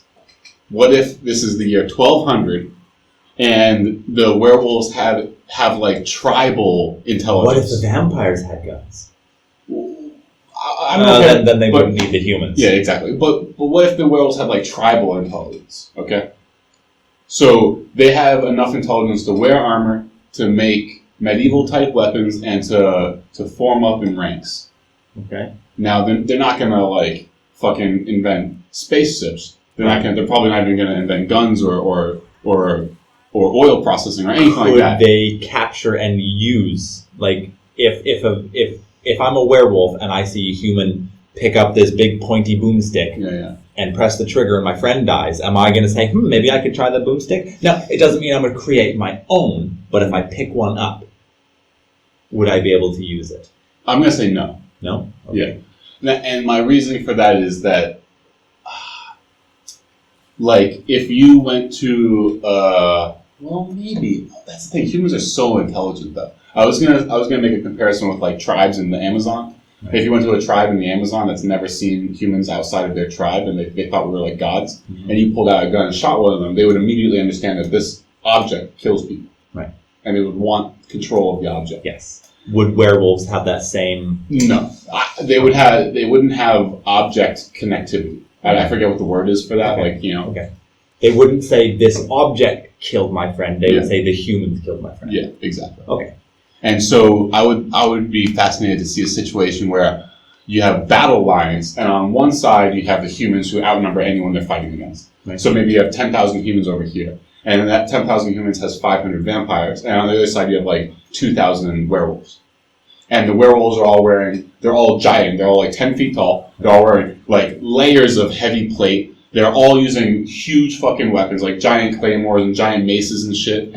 And they form up in ranks, but they essentially fight as individuals when they're in the melee. Right. They lose themselves in the bloodlust. Exactly. But they still have an overarching grand strategy and a semi-coherent battle line. Yeah, exactly. Sort of like Germanic berserker kind of thing. Okay. You know. I'm liking where this is going. Yeah. And then like the vampires are incredibly powerful, way more powerful than a human being. But we'd have to slow down. We'd have to give them a reason why they would ally with the humans. And I think the easiest way to do that is numbers. Yeah. Right? I think it's because the 10,000 humans against 2,000 werewolves, the werewolves win. Right. They need those 500 vampires. They need them. Right. And the 500 vampires against the 2,000 werewolves, the 2,000 werewolves win. Right. Yeah. I could dig that. Mm-hmm. I like that too. It allows us to give vampires a lot of powers without instantly alienating them, but they're still outside of, because they feed on humans, it's an uneasy alliance, right? You'd have, if you're a soldier, and you and your 9,999 allies, and 500 vampires go fight, you go back home. There would be some camaraderie, but there'd be some camaraderie. You go back home, and your wife is bitching about the vampires down the street and talking about a purge. Yeah, right? Yeah. And you're like, honey, that's not going to work. I saw these motherfuckers in the battlefield. We're going to get slaughtered. No. But at the same time, there needs to be a certain level of tension, right? Like you. I got a tension point for you. You don't just come back and say, oh, yeah, I love vampires. Let's go down to the pub with my vampire friend Hal. Mm-hmm. I got a tension point for you. Okay. How about this? Okay. Some vampires coexist with humans. Okay. Some vampires exist on their own in their own nation states. And you know what the difference is? Age. Because age relates to power. And at a certain point, the vampires no longer need the cooperation with humans. At a certain point, vampires can take werewolves one-on-one. And the nation state could field 2,000 vampires. And 2,000, 1,000-year-old vampires would obliterate 2,000 werewolves. Then we've got the problem of And so- keeping 2,000 vampires together. Yeah, well, it's because they're extremely individuals. Yes. And that would make the humans less trustworthy of the vampires because they're like, okay, that vampire is like 400 years old, so like our society can count on him mutually needing us for a little while longer. Right. That one over there, he's like 700. At any day, he could just leave. Right. Like tomorrow, we got a big battle. He's just not here because he's like, fuck this. Like I don't need their help anymore. I can just leave. Right. I don't need this cooperation. It's amazing what a good shit will do for ideas. Yeah, I think I'm gonna need to take one soon as well. a good think shit. You're gonna come back like, I've got an epiphany for you, bro. Yeah, I'm pretty sure vampires are real. Just hear me out. We need to go to Bavaria. Okay, so All right. Shoot. You were talking about werewolf society, and you were saying like Germanic berserker. Now, do you want to keep it? Now, I'm not sure how many people know much about the Warhammer fantasy. So imagine, would you want more a werewolf to be a black orc, just this big, monstrous, massive killing machine, or would you want him to be more like a samurai, where he's armored, but he functions within more of a society? Because like the black orc, if you're a 10-year-old orc, you're probably going out to war. If you're a 10-year-old werewolf in a feudal Japanese society, you're probably learning how to go to war. Much more like orcs. Okay. Yeah. So a bit more feral and... Yes. Okay. It's almost like their leaders aren't necessarily intelligent, but they're intelligent enough to know that if they don't have an enemy to go to war with, they'll be infighting. Okay. They need to direct the bestial rage. Okay. That's cool. Because again, that would also determine certain levels of technology, right? Like more passive industrial werewolves would they do better at protecting their young or cultivating new technologies, bow and arrow, of steel, whatever. They're not about that. They're trying to. They're going to use anything that they're going to use really basic stuff. I would say. So they'll have tools and metallurgy. Basic society. But okay. Like probably like I don't know, like really early Iron Age society. Okay. But they're not going to be holding democratic elections on. No, it's the biggest, baddest motherfucker is rolling the place. Also, what I mean is in terms of societal development, like they're not going to be. Okay. It's not going to be like an organized, stratified society. Right. What about the vampire society? What should that be like? Imagining a city, even if it's a small one, like a couple thousand people, where everyone's just completely out for themselves. Everyone's immortal. The only sustenance they need is to drink human blood occasionally. So you could end up having a city that just feels empty at all times. Would they keep vassals in the city? Maybe. People they've bitten once or twice, Mm-hmm. Not sure.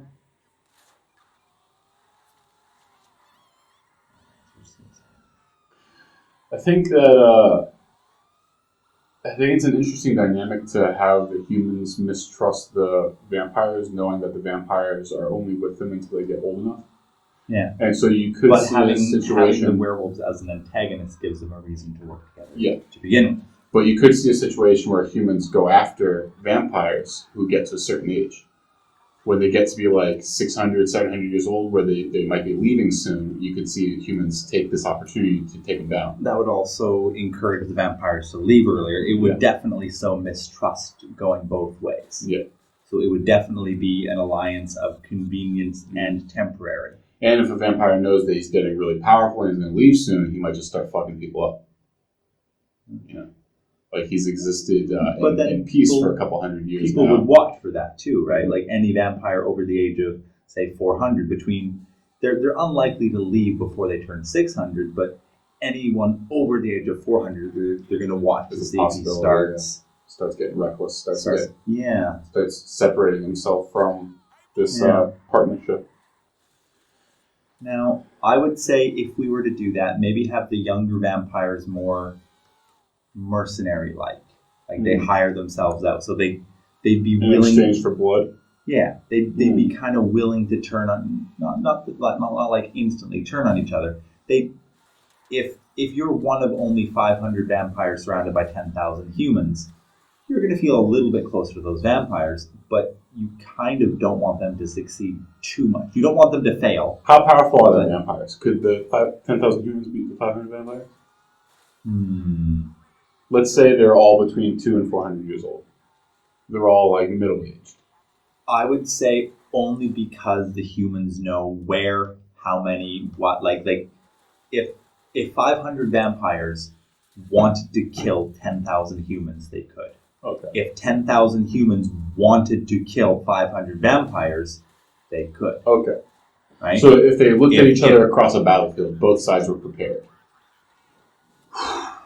Again, that would come down to It would be real tough. the leaders and a certain amount of luck. Yeah. Right?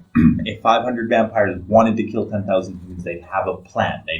They wouldn't just walk up to 10,000 humans and say, "Oh, we're gonna kill it." Like they'd make it again. Same thing with 10,000. You've got a lot of humans, so you could kill 500 vampires, but you need to attack them coordinated. You need to surround them. You need to make sure everyone's got silver bullets. You need to make sure you have ways. There's no guns, so we're talking about silver blades. Okay, so silver blades. Or have nets. Everyone has silver spears and harpoons.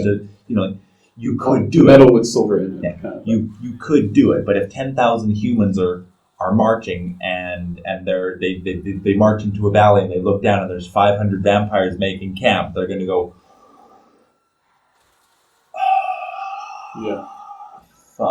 And if they attack, the vampires will probably just run away.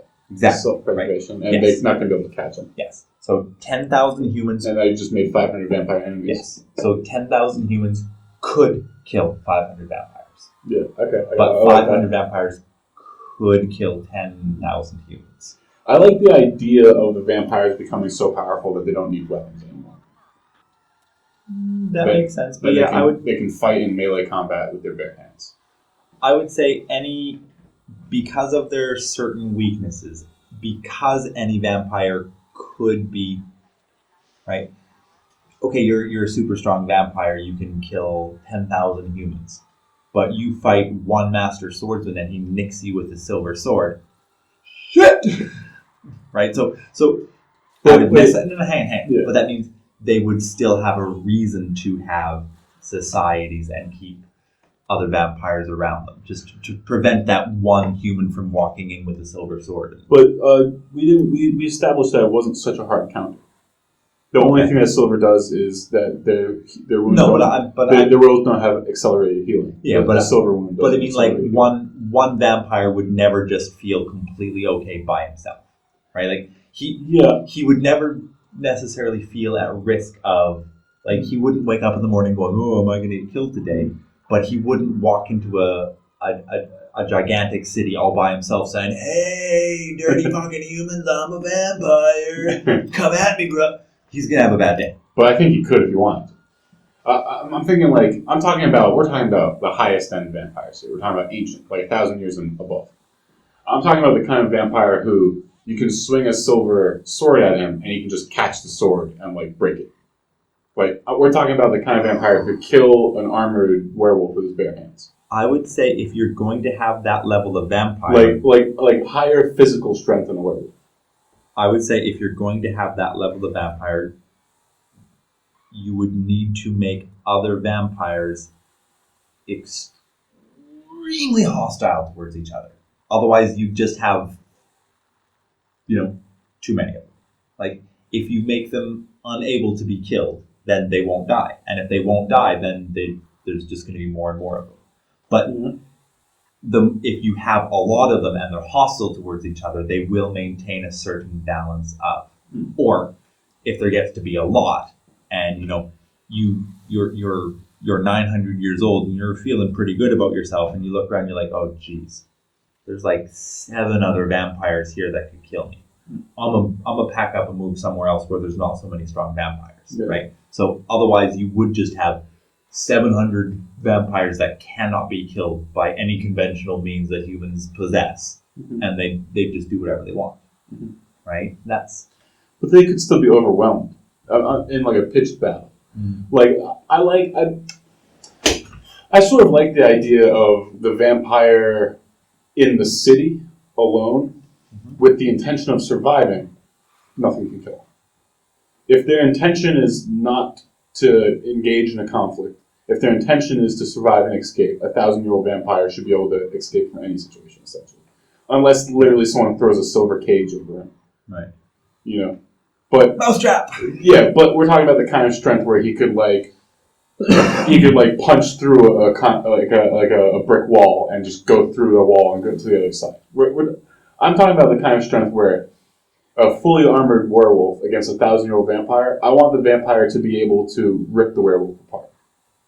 Pure physical strength. Like the vampire doesn't need weapons anymore. And then again, why play a werewolf? Well, here's where that comes.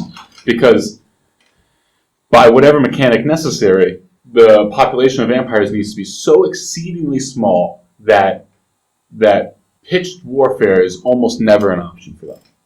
Like that vampire city-state, first of all, they're ultra-individualistic. So even if the city-state was being physically attacked, 99% of the vampires would just leave. They'd be like, fuck this city, we're just going to go to a different city. So that's where the vampires would want human allies to maintain some border, some kind of civilization that they can somehow. Yeah. And the humans would want the vampires just for the strength of arms to keep them from getting steamrolled by metal werewolves. And like the werewolves are great. Like, and a single ancient vampire could kill a single werewolf in like melee combat, even if the werewolf's wearing armor and has weapons and stuff. But that's the thing: the werewolves outnumber the vampires 100 to 1. So he wouldn't be fighting one werewolf. So fighting 100. It would be a mutual dependence, and yet there's still a certain level of animosity, both between humans and vampires. Humans always hate other humans too, and vampires and vampires. I like that. Yeah, that's a good direction. How would that, not to expand too far on this subject before we explore it, but how would that function into the future? Would the werewolves ever advance past a feudal society, or are we not worried about that? Let's just focus on creating this scenario to begin with and then expand, or would you want to kind of create a broad time? So here's how I feel about a bestial race like that. I would rather they evolve biologically than technologically. Okay. And so if we're going to have the humans and the vampires advance technologically, I would rather they be complemented by a biological evolution on the other side. Instead of the werewolves making better swords, they grow stronger claws. They grow bigger, stronger. They become more variant. You start getting werewolves that are more bear-like. You start getting werewolves that are giant. You start getting smaller and specialized, faster, nimbler, or smarter, slightly more intelligent. You don't want to do too much. Yeah, not too much of that. Like Skaven intelligence, where he can I don't know. Well, some Skaven are pretty smart, but anyway, I get what you mean.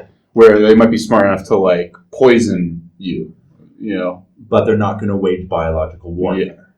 Probably not intentionally. No. Maybe. I don't know. Yeah. Not on a genetically modified mustard gas level. Exactly. They might throw a dead pig into your castle. Okay, yeah. Launch a dead cow over the shit in the well. Yes, exactly. Those kinds of things. But not. And so, let's say we advance this hundreds of generations. It goes from the year 1000 to the year 2000. It's been 1,000 years now.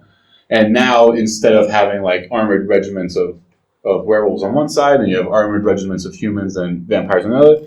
You still have the humans and vampires on one side, but instead of using swords and shields, they have muskets and blunderbuss and stuff like that, and maybe they have some early cannons. And on the other side, you have 20 different variants of werewolf. Some of them the size of an elephant. Okay. So not to stray too far, but kind of more like the Tyranid idea. Yes, whereas that's exactly where I'm going with this. The biology adapts to the as situations require. And also just general mutations. The genus of werewolf. Yes, general mutations happen as well. Because Tyranids is too much of a direct adaptation, and it's too overpowered, I've always thought. Yes. They make cannons, so we make armor that absorbs cannon shells or some bullshit like that. It's too direct. We kind of think on similar tracks, which is why we can talk about things like that. But we also, our ideas are different enough that we can bounce off each other and grow. Create new ideas. So I saw where you were going. I used the example, and that's kind of what you were thinking of as well. Okay. So maybe werewolf culture is a culture that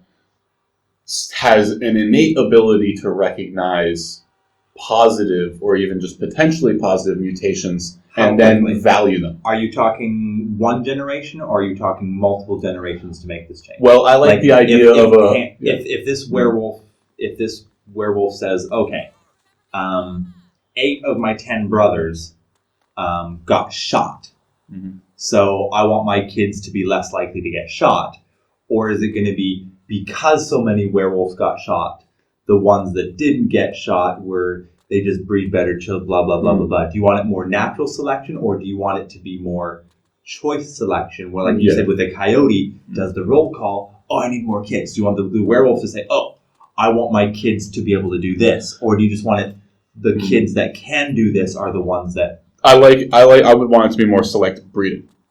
So, I would want werewolves to have an extremely short gestation period and an extremely short maturation period. Okay. So we're talking about a month pregnancy that might give a litter of 25 werewolves, and then in 6 months they're adults. We're talking about fucking infestation type species here. Okay. And in that litter, you might have 10% that are significantly larger than the average. You might have 10% that are significantly smaller. You might have ones that are faster. You might have ones that have thicker hides. You might have ones that have weird bone mutations that act as armor. Is that a choice from the mother, or is that just random? But then when you take them to the battlefield, and it's not just one mother, there might be 10,000 mothers having 100,000 babies in that litter, and then they go to the battlefield and get slaughtered, but they can recognize, okay, these guys are bigger, we can give them more armor. These guys are smaller, they can, do different things. They're smart enough to recognize the value in the genetic differences between each other, and then they would capitalize on exactly. So they're like, okay, let's breed the big people with the big people, let's breed the fast people with the fast people, let's breed the armored people with the armored people, and then they'd exacerbate these effects. Okay. And they would happen so fast because of the generation period is so short. In just a few years, you could take a small difference in size, and you could have werewolves that are multiple times larger than their original ancestor. Interesting. Okay. And then they could retain medieval technology, and it would keep up. It would keep pace. If you suddenly have giant, 40-foot tall werewolves, they can wear, 12-inch thick steel plate, and cannonballs just bounce off. Right. Okay. Interesting. That would, with that level of werewolf reproduction, you definitely have. I don't want to make the human vampire alliance too solid or too necessary. Yeah. I want there to be some certain tension. It's not that the humans can't survive without the vampires. It's just, I'd rather have 500 vampires than 10,000 humans. It's not that you don't need the vampires, or it's not that you do need the vampires. It's easier to have vampires than it is to have... You're so much more likely to win with the vampires. Yeah. So how would the vampires advance? If we know humans are advancing technologically, do the vampires just still get stronger with age? And now we're talking about 1,000 years later, so the average vampire is just so much stronger now? But should the average vampire still be the vampire working with the humans? And when was the dawn of vampirism? Let's say year 0 is when the first vampire, patient 0, turns. If by year 1,000 the majority of vampires are working with the humans and a small minority are old enough and strong enough to live alone, by the year 2,000 the majority should be old and strong enough to live alone. unless you always have this pyramid where the majority of vampires are young. I would say In which case it'd be an exponential growth of vampires. you definitely have to have an upper limit on the number of elder vampires. So it's like elder, Yeah. maybe. But where does the power come from then? Because we've established now that the werewolves have an incredible power scale. Like it could be exponential. And that's genetic based. Yeah. And the humans are going to get more and more technology, which we would have to hard cap at some point. Obviously we don't want them having ICBMs and chlorine gas and shit like that. That's a what if okay. vampires? They get magic. No. Hang. What if we want to tread on this delicately? What if vampires have a certain blood purity? So, like, if you feed on a lot of humans, you don't necessarily lose any of your vampiric powers, but you just kind of, as you age, you get stronger and whatever. But a vampire who feeds on other vampires will grow faster or grow stronger. So, like, you have a vampire who's been feeding on a human for 1,000 years, he's going to be a strong vampire. You have a vampire who's been feeding on a vampire for 1,000 years, he's going to be even stronger, but I would say you have to increase his hard counters. Like, he's even more vulnerable to silver. So he can outpunch a regular vampire at 1,000 years old, but whereas a 1,000-year-old vampire could get hit by a silver sword and go, shit, that hurts. A vampire who's been feeding on vampires for 1,000 years, he gets hit by a silver sword and he's in a lot of trouble. But the chances of him getting hit by that silver sword. But that still doesn't answer two big questions, though. Where those vampires would kill other older vampires. Yeah. Well. But then I guess you just if all the vampires want to feed on each other, if they're all aware that it will make them so much more powerful, then there would be nonstop infighting between them, and they would never get off the ground. Also. It doesn't solve. Personally, I want a more creative way to increase their strength, increase their viability. If we establish, okay, let's just continue with the timeline 0 to 1,000 to year 2,000. If in the year 1,000, it's where we began with the regiments versus regiments, and it's just basic versus basic, werewolves, vampires, humans. And in that time period, a 1,000-year-old vampire is pretty close to unkillable. He has to really make some big mistakes to get killed. Mm-hmm. He has to really find himself in a terrible situation, and almost certainly has to find himself against werewolves. Right. How do you paint the same picture for the same top 1% of vampires in the year 2000? It seems lazy. It seems like lazy writing to just say that, they just keep getting stronger. He's 1,000 years older, stronger, and now he's there. I would say... And I feel like humans should have a lock on technology.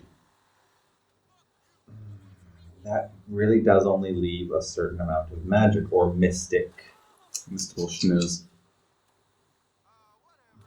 And that's a double-edged sword. It is very unquantifiable. It's very soft. Exactly. As soon as you say, you've got magic. Yeah. Oh, he can walk on air. Why can't he fly? Oh, he doesn't have that magic. Yeah, exactly. Because a wizard did it.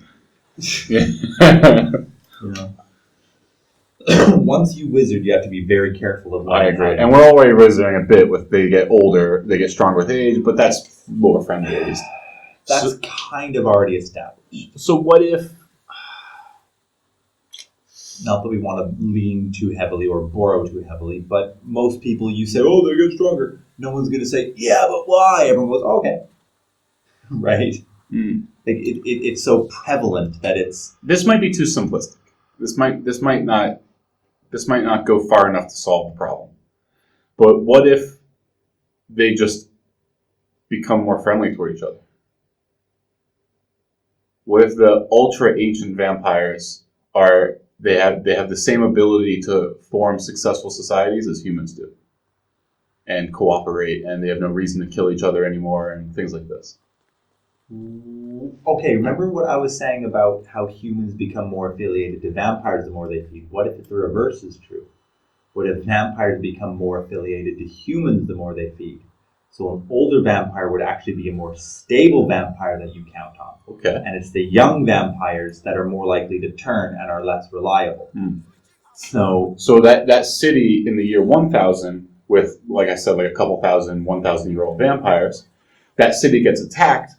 Yeah, 2,000, 1,000-year-old vampires on the battlefield could dominate, but none of them would. They would all just scatter because they don't feel any attachment to their society. But a city with 2,000-year-old vampires, they've assimilated enough humanity in them where they feel an attachment to the society, so they would go out and fight, even if it meant dying.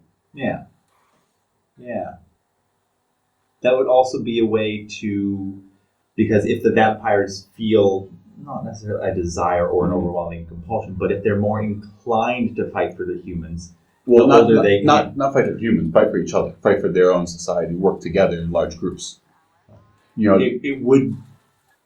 It would add an interesting dynamic, whereas it's harder to kill an older vampire, but an older vampire is more likely to be in a situation where he gets killed. Yeah, and we wouldn't have to think so individualistically, like how do we make a single vampire so hard to kill? Well, we don't have to make a single vampire so hard to kill if we already established that an ancient vampire is very, very hard to kill, and now we say ancient vampires work together. But then, so how about if we had a weird gray zone? So like young vampires, they go out, they fight, they do whatever.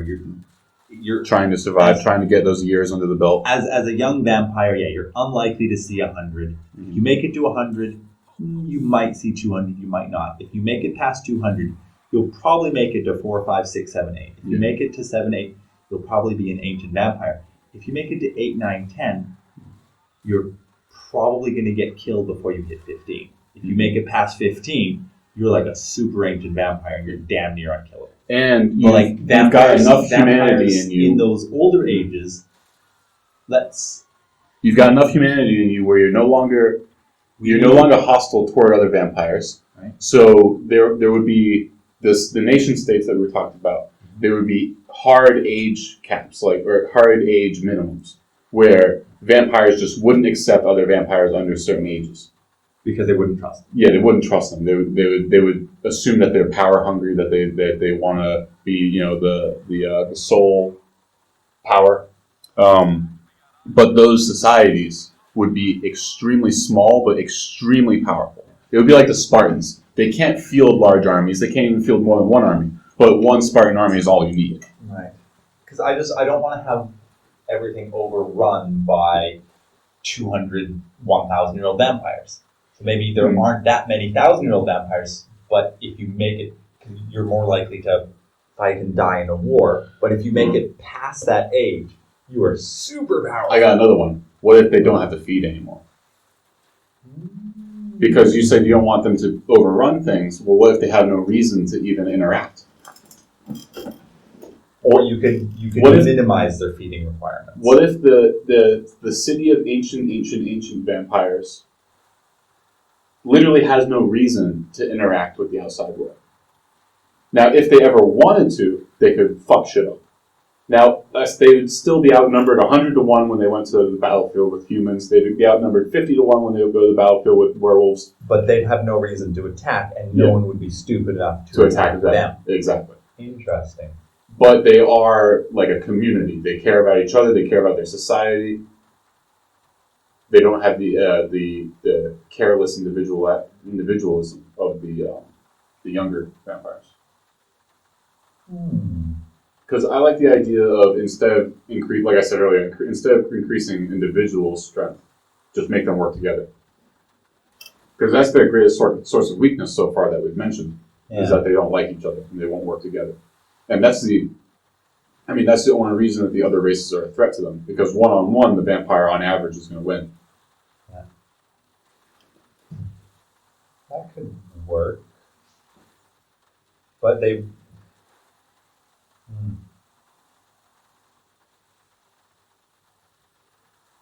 Now, how big of a society of old vampires working together are you talking about?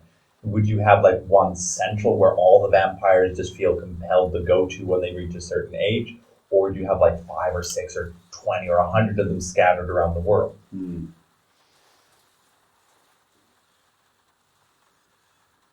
I sort of like the idea of them scattered more. Okay.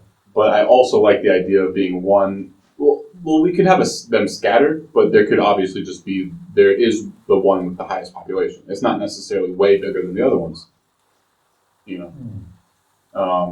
And it could get to a point where the chances, when you're a 1-day-old vampire, the chances of you getting to the age of 1,500 could be like 0.000000000000001, you know. Right. So it gets to a point where within the entire global population of vampires, there might only be a handful who reach the age of 1,500 every year or a couple of years. Okay. Yeah, because how would the elder vampires function in terms of, again, their counters? Because you would say they would grow less susceptible to them. I think they should grow less susceptible to them. I think that they should require less feeding. I think that they should take less sun damage. And I think that they should be more resistant to silver. I think they should just become stronger in general. Do you think they need any other counters added, or any other counters added to them specifically, or any other counters added to vampires in general?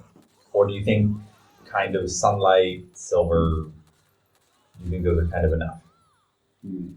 We kind of said before garlic kind of cheese. Yeah, garlic's kind of gay.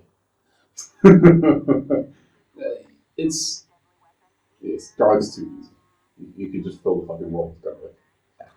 Well, so garlic scented air fresheners. Yeah, you could just fucking run every river. What color is garlic? White?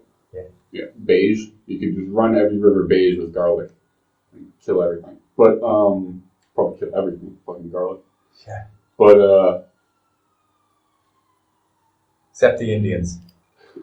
So, in your mind, on the highest end of sun damage, how much is it actually doing? And on the lowest end, how much is it doing?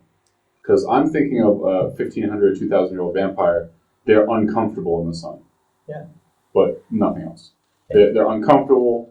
They take like a severe sunburn, like faster than a human does. Okay.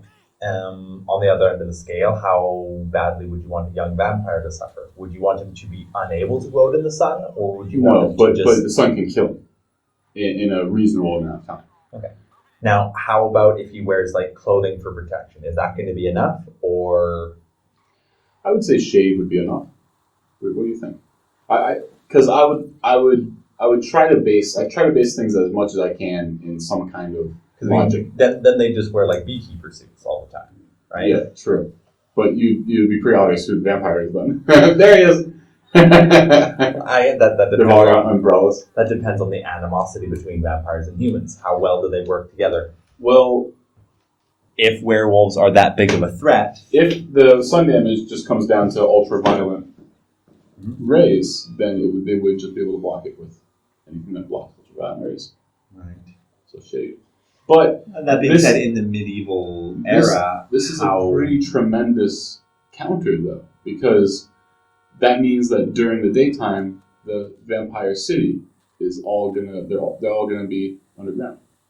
So you've got at least like an 8-hour window during the daytime where you could just siege up the city, and maybe they have vassals protecting the city while they're asleep, but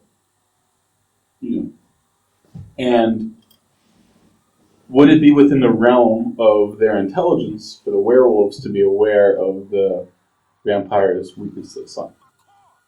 Because if so, the werewolves could become aware of a giant vampire city, attack it, get slaughtered because it's filled with 2,000-year-old vampires, and then they go, we'll just wait until the daytime. And the daytime comes around, they attack it again, there's no vampires defending the outside of it, the exterior. And then when the vampires wake up, the city's just filled with werewolves waiting for them Well, you said you didn't want the werewolves to be excessively intelligent. Yeah. So like they wouldn't So connect. is that excessively intelligent? They wouldn't connect, like you said, they wouldn't connect the rifle as having killed their friend. They'd see the human killed their friend, Yeah, right? So okay. they wouldn't pick up the rifle. So maybe they would. But again, the vampires being smart, they'd have countermeasures. I've in got place. it. I've got it. I mean, that's why they work together, right? So the werewolves, they just associate. That's all they're capable of. Okay. So they would, for thousands of years, associate the darkness with vampires killing them. Because for thousands of years, they wouldn't do battle with vampires during the daytime. Right. Because the vampires wouldn't be able to survive in the day. Right. And so they would make the association that in the night, vampires come. Right. And so they would do their attacks during the day. Right. And so it would make sense that they would attack the vampire city during the day. Not necessarily because they know the vampires won't be there to defend it, but just because vampires attack in the night. At nighttime is when the vampires come and kill us. So let's go do this in the day. Right. It wouldn't be a vampires are weak during the day. It would be a vampires don't attack at this time. Yeah. So we should attack. Okay. And then they could have if this was a movie, there could be a whole series of scenes where the werewolves don't understand what's going on because they know it's daytime outside, but when they go into the buildings in the city, they're getting killed by vampires. And they don't understand. They're like, it's daytime. Why are soldiers being slaughtered by vampires? What level of werewolf cooperation do you want? So obviously, like you said, the tribes work together. What if one wandering tribe wanders across another wandering tribe? You've got 5,000 armored werewolves breeding and based fighting, on their breeding that we and talked another about, 10,000 over here, and they meet up over here, and they're going to attack these humans, and they're going to. What do they do? based on the breeding that we talked about, there would have to be infighting because if they were unified, they would wipe out everyone. So. Okay. Well, again, that's why the humans and vampires would work together, right? You'd only need a couple of elder vampires to hold back a moderate tide of, I guess, only a night then. Yeah. Right? So maybe that's the agreement between humans and vampires. You defend the city at night, I'll defend the city in the day. And at night, the werewolves look at the city from like a mile away, and they're like, "Look, there's not even anyone on the wall. Let's just go attack." And then on that mile-long run through the forest to the city wall, 80% of their troops have been killed by these deadly shadows in the night. Right. And then during the daytime, there's just a line of cannons. So what level of cooperation do we want between the humans and vampires? Okay, so they're working together. Sorry, let me rephrase. What level of mistrust versus trust do we want between vampires and humans? Do we want an uneasy alliance? Do we want a relatively comfortable alliance? Do we want the vampires can turn on us at any moment? Do we want some vampires could turn on us at any moment? Or do we want vampires won't turn on us? I want like a defensive alliance of pure necessity that anybody could turn on anyone at any time. They don't because they're afraid that they do in small amounts, and it's always just forgiven. It's like ignored. Okay. It's like if you're like the garrison commander, you wake up in the morning and every morning you get a report. Like, okay, like fucking 7 people were killed by vampires last night. And you're the vampire commander, you wake up in the morning and you're like, okay, 4 of our men were like trapped and like bludgeoned and ripped apart and burned to death. Did you watch the Rick and Morty episode where they killed the gym teacher was a vampire? Yeah. And it's at the end. He's like, Coach Nosferatu has been slain. He's like, really? Yeah. Was that really his name? Was he doing a bit or something? Yeah. Why can't he just name himself Steve? Yeah. Am I being an asshole? I feel like I'm the asshole here. No? Okay, jeez. Yeah, human garrison commander. Oh, we only lost 8 last night. Oh, Tom, what a shame. That dick had it coming, though. But there'd just be this consistent mistrust where not for the immediate threat, they would immediately kill each other. Okay. But because there is an immediate threat, they accept. They understand that vampires need to feed. They don't like it, so gangs they'll if they see a vampire feeding on a human, they're going to kill him. There'll be a lot of reprisal of attacks, Right. But if you're revenge killings. if you're walking down the street and you see you're walking down the street, you're not just going to shank the nearest vampire. No, especially if it's not going to work. He's going to kill shit. No. But even yeah, I know what you mean. You've got a silver knight. You're not going to shank the nearest vampire. But if you see this vampire eating some guy's neck, you're okay. Yeah. That could work. So there is a certain tension. Yeah, a lot of tension. Okay. Especially because I presume the humans are defending what they consider a permanent settlement. Humans build cities with permanence. This is our city now. It's going to be here until the end of time. Mm-hmm. And they understand that all the vampires in that city are there just until they get old enough to leave. Just until they get old enough where they can wander through the forest confident that they'll be able to murder anything that comes along. And the vampires are just kind of hanging out in the city because they know if they go wandering out in the forest, those 800 fucking werewolves are going to eat them. Yeah. So they need to be strong enough and old enough to not get instantly murked by or gooned. Yeah, exactly. By the werewolves. Not get ganked. Oh god, werewolf ganking. Yeah, we're going some deep lore here. Yeah. I think those are some of the questions that people find interesting, and I think it's also things you kind of need to work out before you do too much more building. Like it's great and all to say, okay, Frank goes to the city and meets a vampire and blah blah blah blah blah. But why? But who? Mm-hmm. But would he really do that? Yeah, Frank's a piece of shit. Yeah, no, like Frank goes down to the pub and buys a round for all his vampire friends. No, he doesn't. Yeah, he spikes them all with garlic. Yeah, right? Yeah. You do need some of these. Has them drink out of silver flasks. You bastard, Frank. I think the real problem with degenerates is, do the werewolves ever stop evolving? Do you eventually just have 10,000 foot tall werewolves? Do you have werewolves who are just immortal? And do the humans' technology stop evolving? Will they eventually just have, M1 Abrams with depleted uranium Sabo rounds and fucking ICBMs? And we really still don't have any way for the vampires to scale infinitely.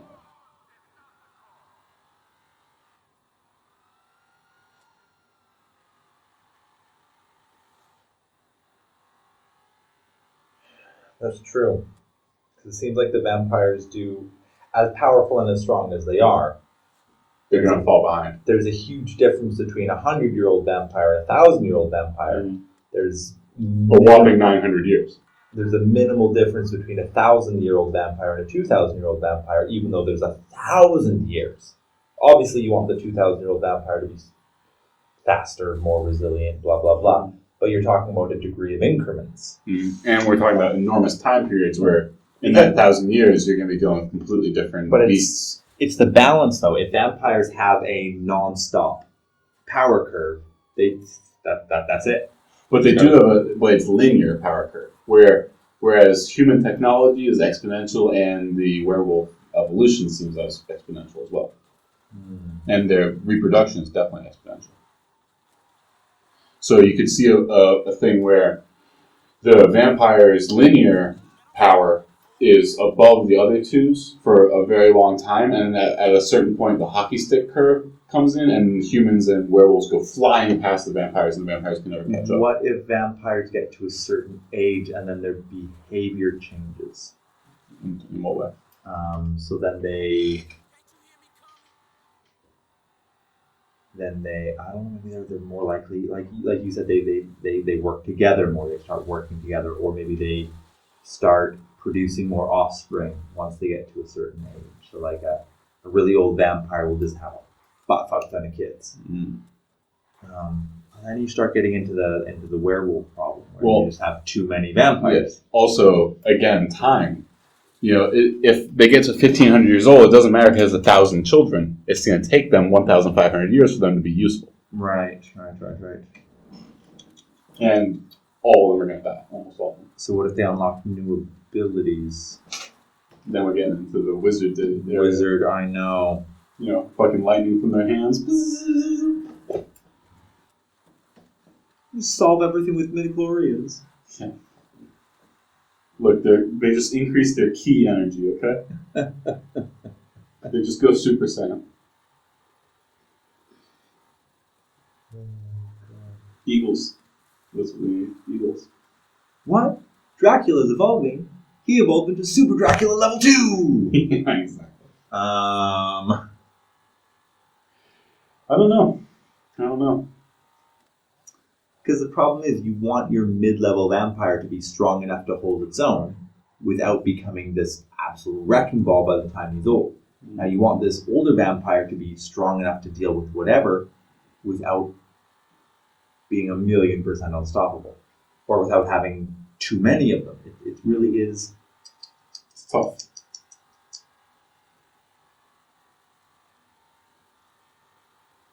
It would be easier if you were to just focus on a certain time period and base everything within that time period. But again, we're not trying to make a specific story. We're just more brainstorming about the existence of. General potential lore and what we would like to see, I suppose.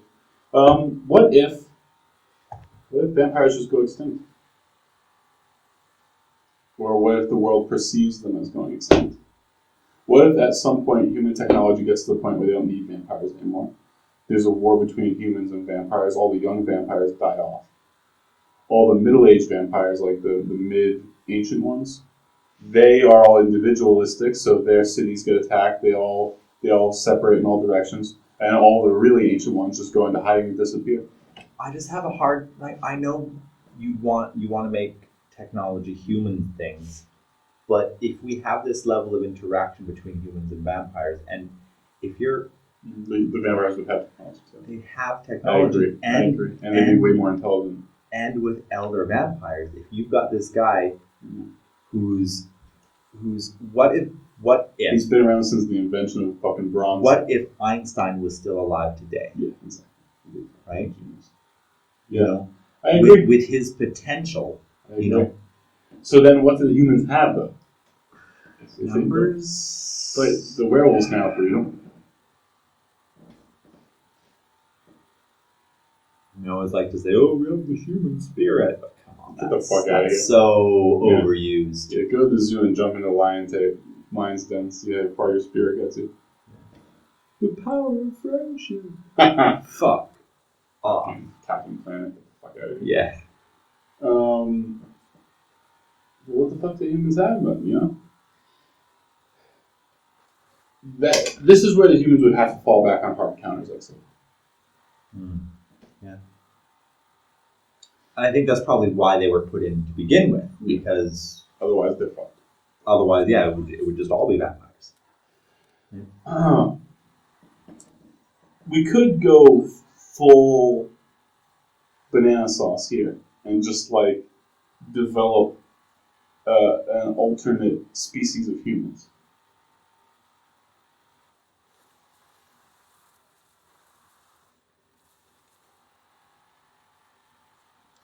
In one book I read, dragons created goblins for humans to hunt instead of dragons.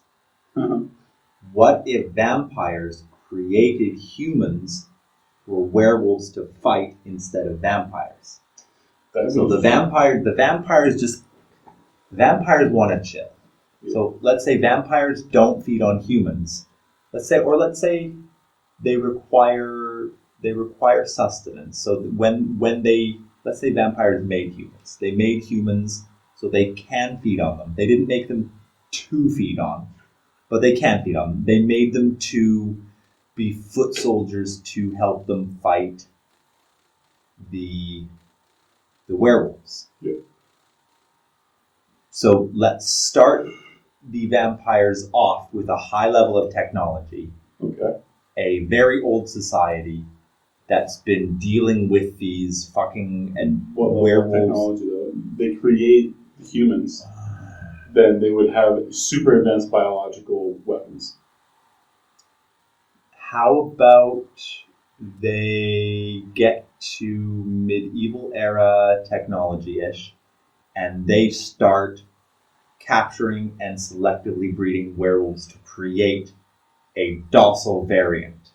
Kind of like how we took wolves, turned them into dogs. They take werewolves, turn them into humans, and kind of use them as foot soldier fodder. Okay. But then the humans, evolution takes over, so humans do have a shorter gestation period than, say, vampire or whatever, but we still take our time, but then we develop as our own society. We start being able to think better, but we lack, the strength of the werewolves, but we have some of the intelligence of. Was that the intention of the vampires, to have us be independent? No. Okay. So that's some of the tension, is we're not like rebelled slaves, but we were intended to be a distraction or foot soldiers or expendable. Like the orcs in 40K. Yeah. They were created by the old ones. But we've developed into our own society that is capable of functioning. So then it becomes the vampires they created us because they needed us to, because the vampires have individual tendencies. They don't want to go and fight the werewolves, but they know if they don't, the werewolves are going to kill them all. Because the werewolves just breed too much. The vampires are like, oh God, I'm tired of fighting werewolves all fucking day. Right? So they make humans. Okay. So then humans develop their own technology and whatever, but obviously it would be behind. So initially they'd have a technological deficit, but the vampires would kind of stagnate.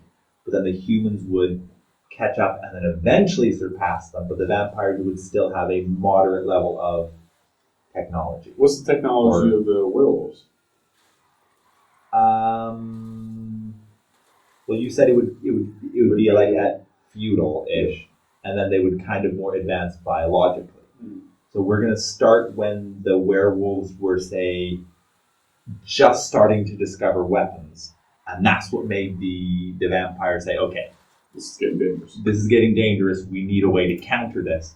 So then because the werewolves have such a short gestation period, they were able to, not quickly, but selectively breed werewolves into humans. So they were able to create a small yet without stable advanced science and yet expanding human population without super, because they kind of let the werewolves do it. Yeah. With their, they selectively breed. So then they would have moderate level technology. I would say give them advanced middle age. So maybe not like gunpowder, but like plate and chainmail and steel. Yeah. Shields, pikes, basic swords, alloys and composites. formations.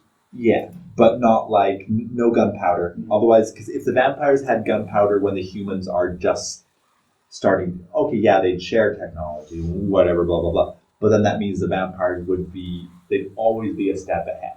So let's give them basic technology. The humans come in. Obviously, they get to skip the Bronze Age. They just come in at the Iron Age or whatever.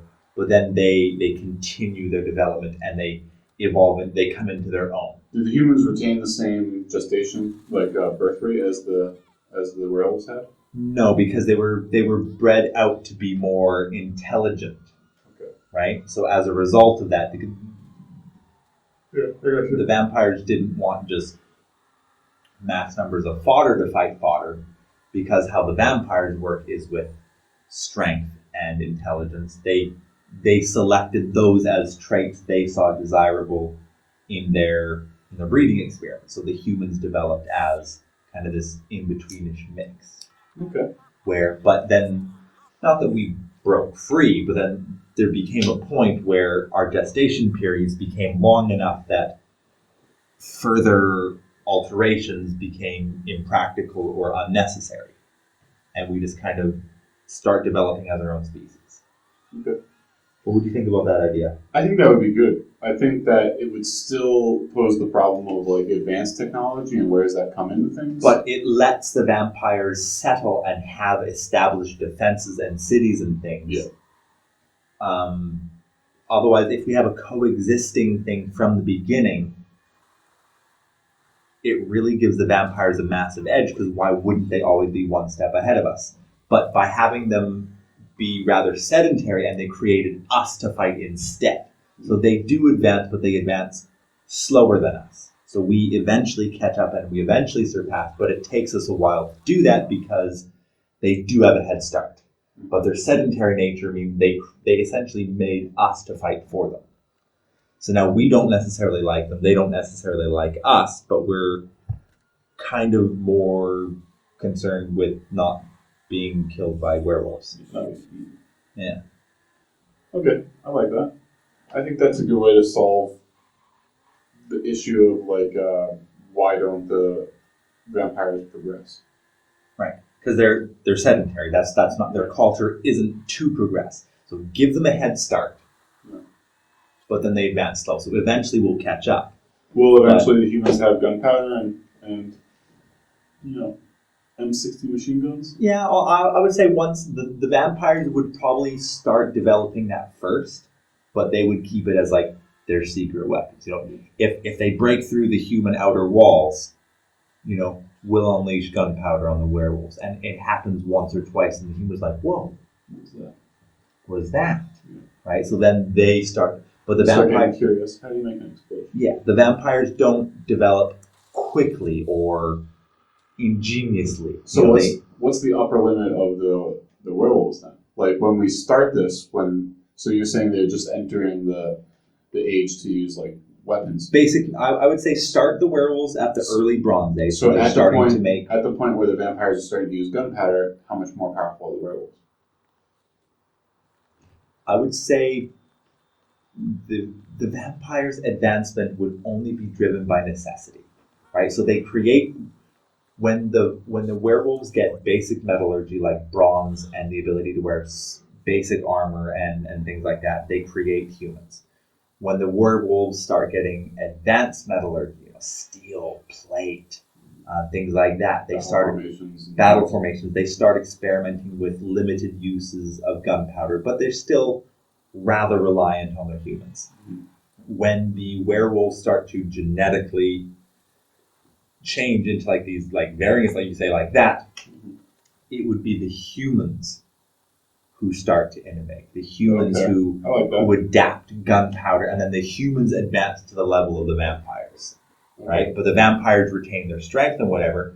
And okay, by the time the humans get to the computer in modern age, the vampires, yeah, sure, they kind of have that technology, but they weren't really worried about it. So they've got muskets, I guess, and they got a couple rifles, and they got some. They're like, so physically powerful, they wouldn't Yeah. feel the need to develop these things. Yeah, and because gunpowder weapons aren't made of silver, so it really doesn't matter. they do have them. Like they've got Napoleon era cannons and maybe some basic like rotary machine guns. But they don't mass produce it like the humans do. Yes, Yeah. The Right. humans can put 10,000 musket guys in the field and back it up with 500 cannons. because the vampires don't need to, except when pushed. You know, so they make sure they have the defenses. You know, they advance when necessary. But once we've come onto the field, we kind of really slowed their need to advance. But then because we're constantly fighting fucking hordes of werewolves, Technology is we very advance. fast by necessity. Yeah. Yeah, I And like that a lot. not that we have really fast gestation periods, but it only takes us. Faster than contemporary humans, like real Mm. life humans. I would say make it equivalent, but I mean in comparison to vampires, like you're talking a vampire from 0 to 1500, right? We go 0 to 40, right? By the time a human is 40, if a human dies at 40, they can accomplish what they needed to, Yeah. right? Especially back then, 40 was very old. Yeah. They were born. They learned what they needed to. They went out. They had a couple of kids. They fought. They advanced society. They died. Right? A vampire isn't going to be advancing society until he's 500 years old. They're not going to be, yeah, I agree. They're not going to be aggressively pursuing those kinds of things. Right? They feel like they have lots of time. Because they were there to begin with, they advanced their society to a certain level out of necessity. Because if they did, they had to defend themselves against the werewolves. But once the werewolves became more threatening, At what point do the werewolves start evolve, or selectively breeding, evolving maybe, into really extraordinary beasts, like really, really things that are really far away from the original werewolf. I would say And you could trigger the What is the accompanying technology of the humans at that point, and power of the vampire? Are the vampires even a force anymore at that point? I would say you could start. You could throw that in by saying some of the breeding programs by the vampires went awry. Some of them escaped. Some of them whatever. Yeah. Some of them. So or some of the werewolves saw this, or they attacked and freed captives, and it introduced this new breeding stock. So as the humans are kind of first getting their footing, the humans skip bronze. The humans basically come into Gotcha. Yeah. Iron Age. That's when the werewolves start changing. Oh. Okay. But because it's not active, it's more just, I would say in the beginning, it's more just natural selection. It's subtle. Yeah. They happen to survive. You just start to see some natural difference between them, variation. So then, But at what point? then vampires would develop gunpowder. Then the werewolves would start. At what point do you have super titan werewolves that are like 200 feet tall, and they're like they walk on all fours and they're these biological titans. What's the accompanying? Humans would technology? have to have something to counteract that. We'd have Like to have. World War II at least. Yeah, we'd have to have tanks. Yeah. Tanks, artillery, bombers, airplanes. Not necessarily like super advanced airplanes, but yeah, No, not necessarily, yeah. we'd have to have at least some recon planes, some World War bombers. I would World think War II era. End yeah. of World War II. Maybe even Yeah. okay, yeah, basic jet engines. Yeah. But prop planes. Okay, yeah. Yeah. World War II era. Decent quality tanks that fire decent quality munitions. Yeah. So high quality artillery. it's high not quality small arms. it's not easy to take down one of these things, Yeah. but it's But those possible. are extremely rare. Yeah, but like, it doesn't matter how extremely rare one is. One shows up, 180-foot werewolf with steel skin And it will be accompanied by tens of thousands of normal werewolves. is just going to obliterate any number of them with swords, Yes. It will. right? Any Any amount, infinite, right? and arrows will never do anything. No. Yeah, that'd be good. I like that pairing. I'm not sure that you can take this forever. No, there's definitely Limits. only so far you can go with your story before it just spirals out of control, Yeah. right? Or it becomes unfeasible, right? And at that point where you're dealing with the Hyro Titan werewolf, and he's taken on like battalions of Panzers and Tiger tanks, and like Spitfires and shit, and he's getting hit with fucking mortars. Where are the vampires during all this? They're sedentary. They're letting the humans He's fight. not involved in the fight at all. So no, I would say they would have, because they created humans to fight their wars for them. They're not particularly interested in fighting vampires. In fighting werewolves. They are, however, very interested in making sure that humans don't die out. Like they don't care if this city gets razed, but if they're like, oh, if those werewolves sack Washington, D.C., the entire U.S. is going to collapse, and we're not going to be able to camp out in Canada no more. Because those Mexican werewolves are just going to cross the border So and wipe us out. So they'll make sure to defend. But how would they do that? How do the vampires kill the giant wolf titan?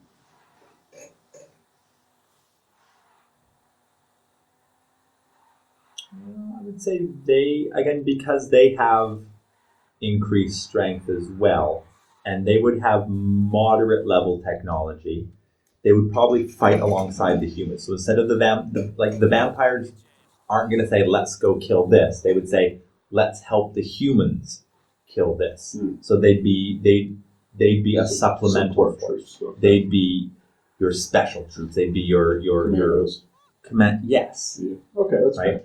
So the vampire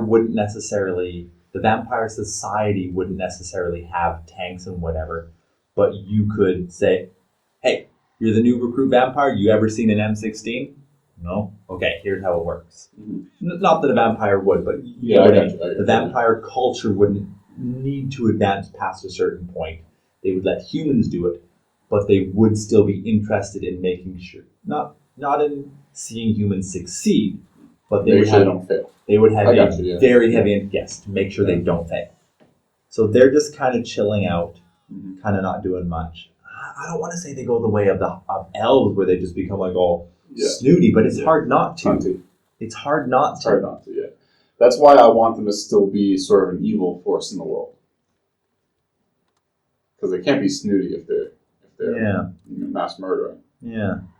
So, and is there still animosity between the vampires and the humans? And how strong is a 5,000-year-old vampire? At what point can they just kill anything? Does their power just continue scaling up? At what point can they fly? Can they do magic?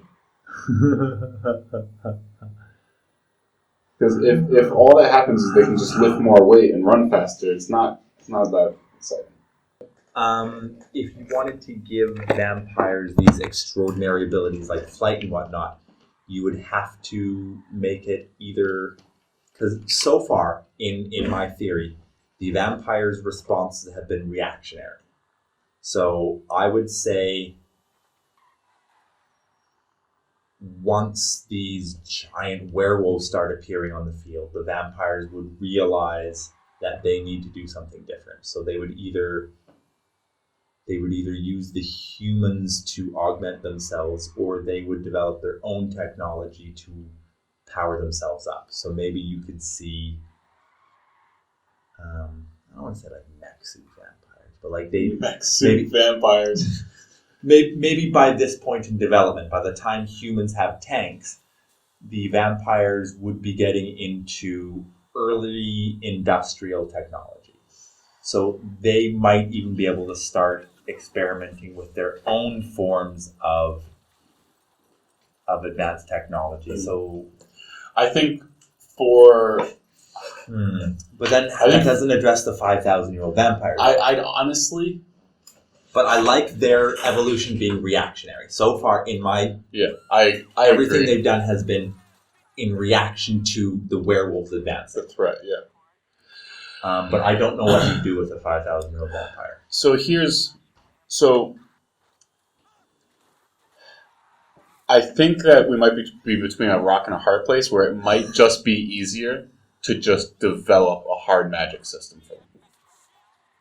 Okay, so it exists, but it only within these certain confines. Yeah, an extremely hard magic system, extremely limited, but something that has very high upper limits that will make them feasible into any future existence. One thing you mentioned a lot way before is we were walking and you said, what if vampires can turn into bats? Mm-hmm. What if vampires could turn into shapeshift in general? Not shapeshifting, but like with Dracula, what if they could go Hulk? Mm-hmm. Like really, really old vampires. So this is like the Helsing Dracula goes Hulk style. 3,000, 4,000, 5,000-year-old vampires. They can go Hulk. But is that just a stat boost? Because it's the same thing as just getting old. Is that just Super Saiyan, where he's twice as strong, twice as fast? And I want something that's more creative than that. You could have certain elder vampires develop certain traits. So maybe not clans. Have the tiger vampire clan. So these 5,000-year-old vampires turn into big giant fucking tigers. These 5,000-year-old vampires turn into giant fucking eagles. These 5,000-year-old vampires turn into giant fucking boars. So that would also create tension between the different vampire family lines. But what would be the reason for them to turn into boars and not tigers and not eagles? I don't know. Yeah, that's pretty soft magic there. Well, I guess I'm going to propose some really soft magic too. I was thinking things more in the realm of like mind control, telekinesis, things like this. You know, I'm thinking of the commandos that go to the battle to fight the Wolf Titan.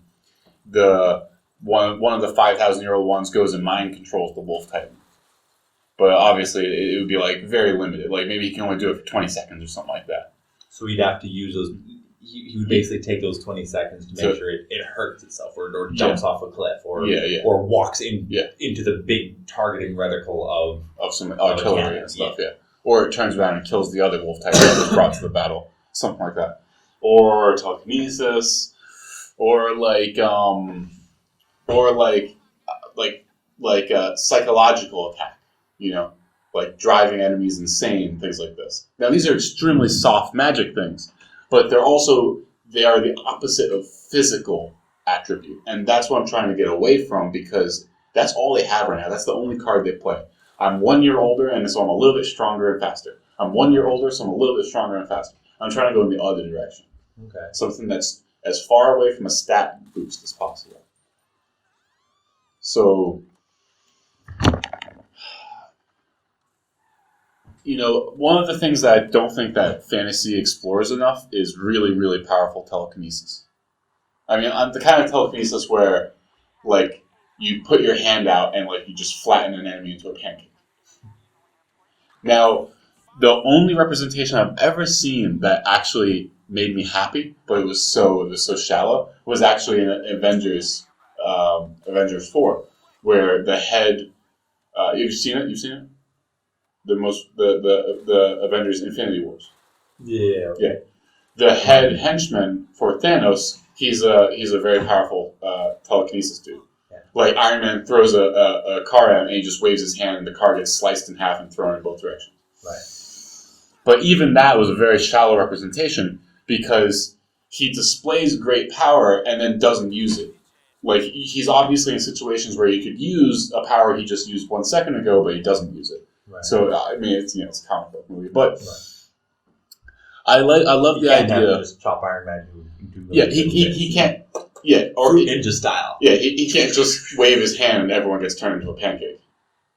But I love the idea of really powerful telekinesis. I've always wanted to insert that into a story. I'm not saying that fits in this story, but I can accept soft magic if it's extremely limited and it's extremely strict to some degree. But I would prefer a hard magic system. A hard magic system is just so hard to write.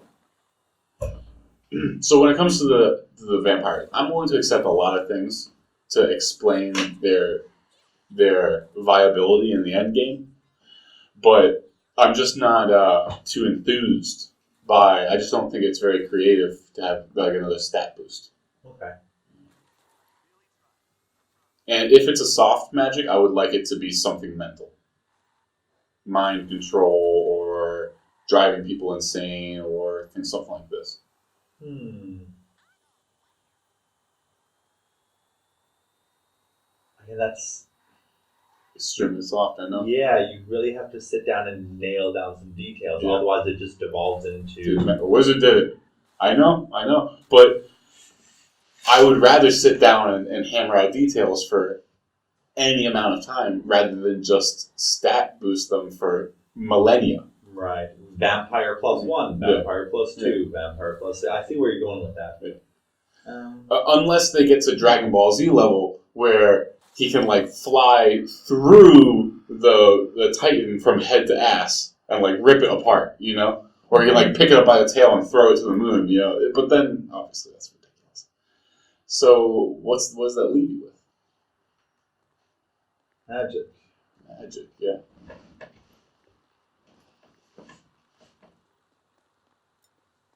Now, alternatively,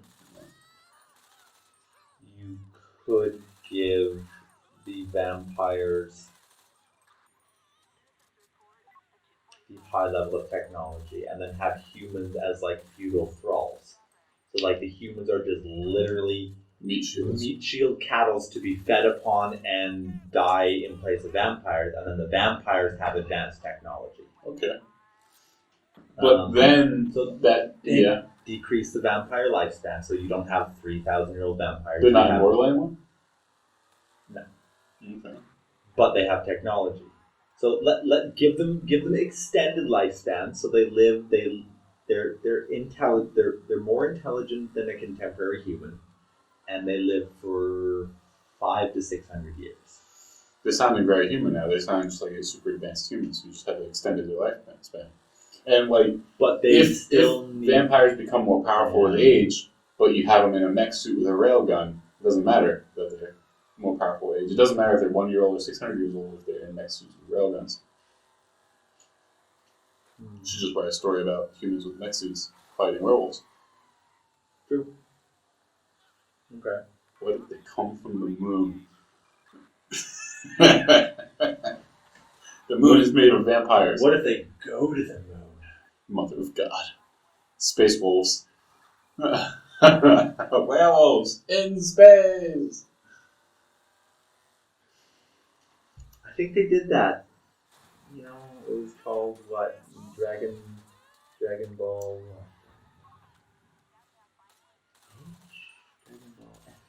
No idea. Well, one of the YouTube series? No, I was making a joke about the Great Apes. Oh, okay. How they do all their whole transformation shit and Big Hairy. Maybe the vampires should like form a Voltron together. They all like form into The five one little vampires combined into one mega vampire. into like one giant like Hellpit abomination kind of thing. Ooh. What if they can open portals to hell and summon demons? What if they are from hell? What if they were summoned as humans? Okay. Because then you can include some of your soft magic. Yeah. You could also give them an army of demons. I just finished watching Full Metal Alchemist again, and now I can't get the idea of sacrificing humans out of my head. So we should add that.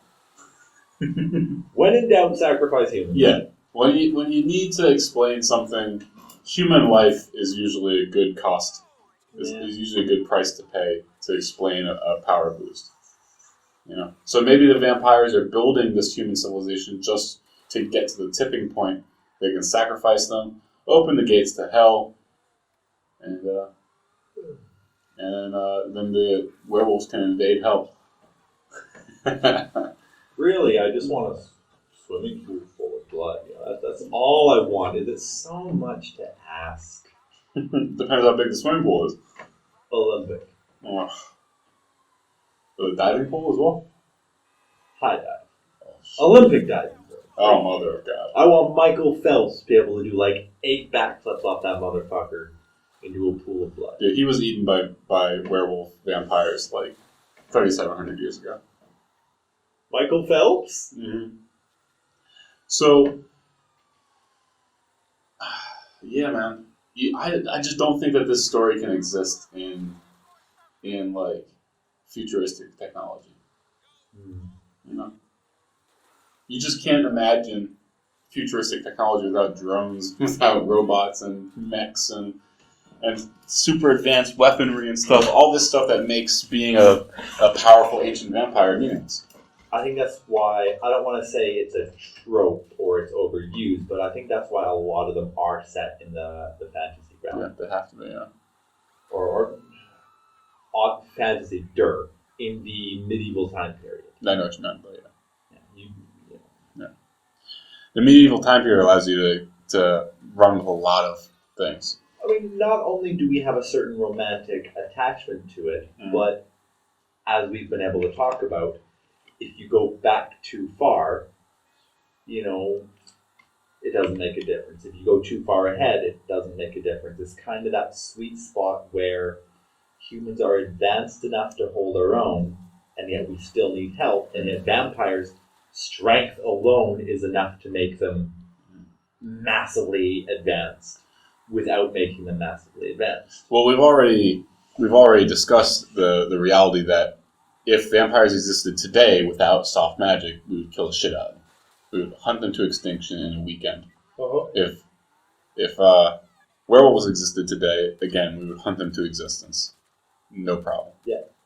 So There has to be some kind of humans are the masters of fucking genocide, man. Well, I guess it all depends on when and where, right? Like, if we've been living alongside vampires for such a long time, yeah, there's no way it's not possible. But if, let's say, vampires were to start right now, that's a different story, right? I agree. Well, I guess it depends when you want your story to start and when you want your story to take place. Absolutely.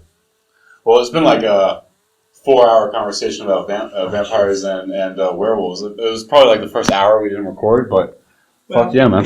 Is that or you talk about how to survive the zombie apocalypse? Oh, God. I don't think I can ever have that conversation again. Everyone's done that. You just described my entire high school experience. Fucking 10,000 conversations about zombies. Yeah. All right, man. Well, thank you for being on the podcast. It's been Bullshit in Video Games. Special guest, Jerry. Cool. Hopefully have you on in the future. We talk about some more fantasy stuff like this. Yeah, it'll be a lot of fun. Yeah, absolutely. Thank you. All right, peace. Bye-bye.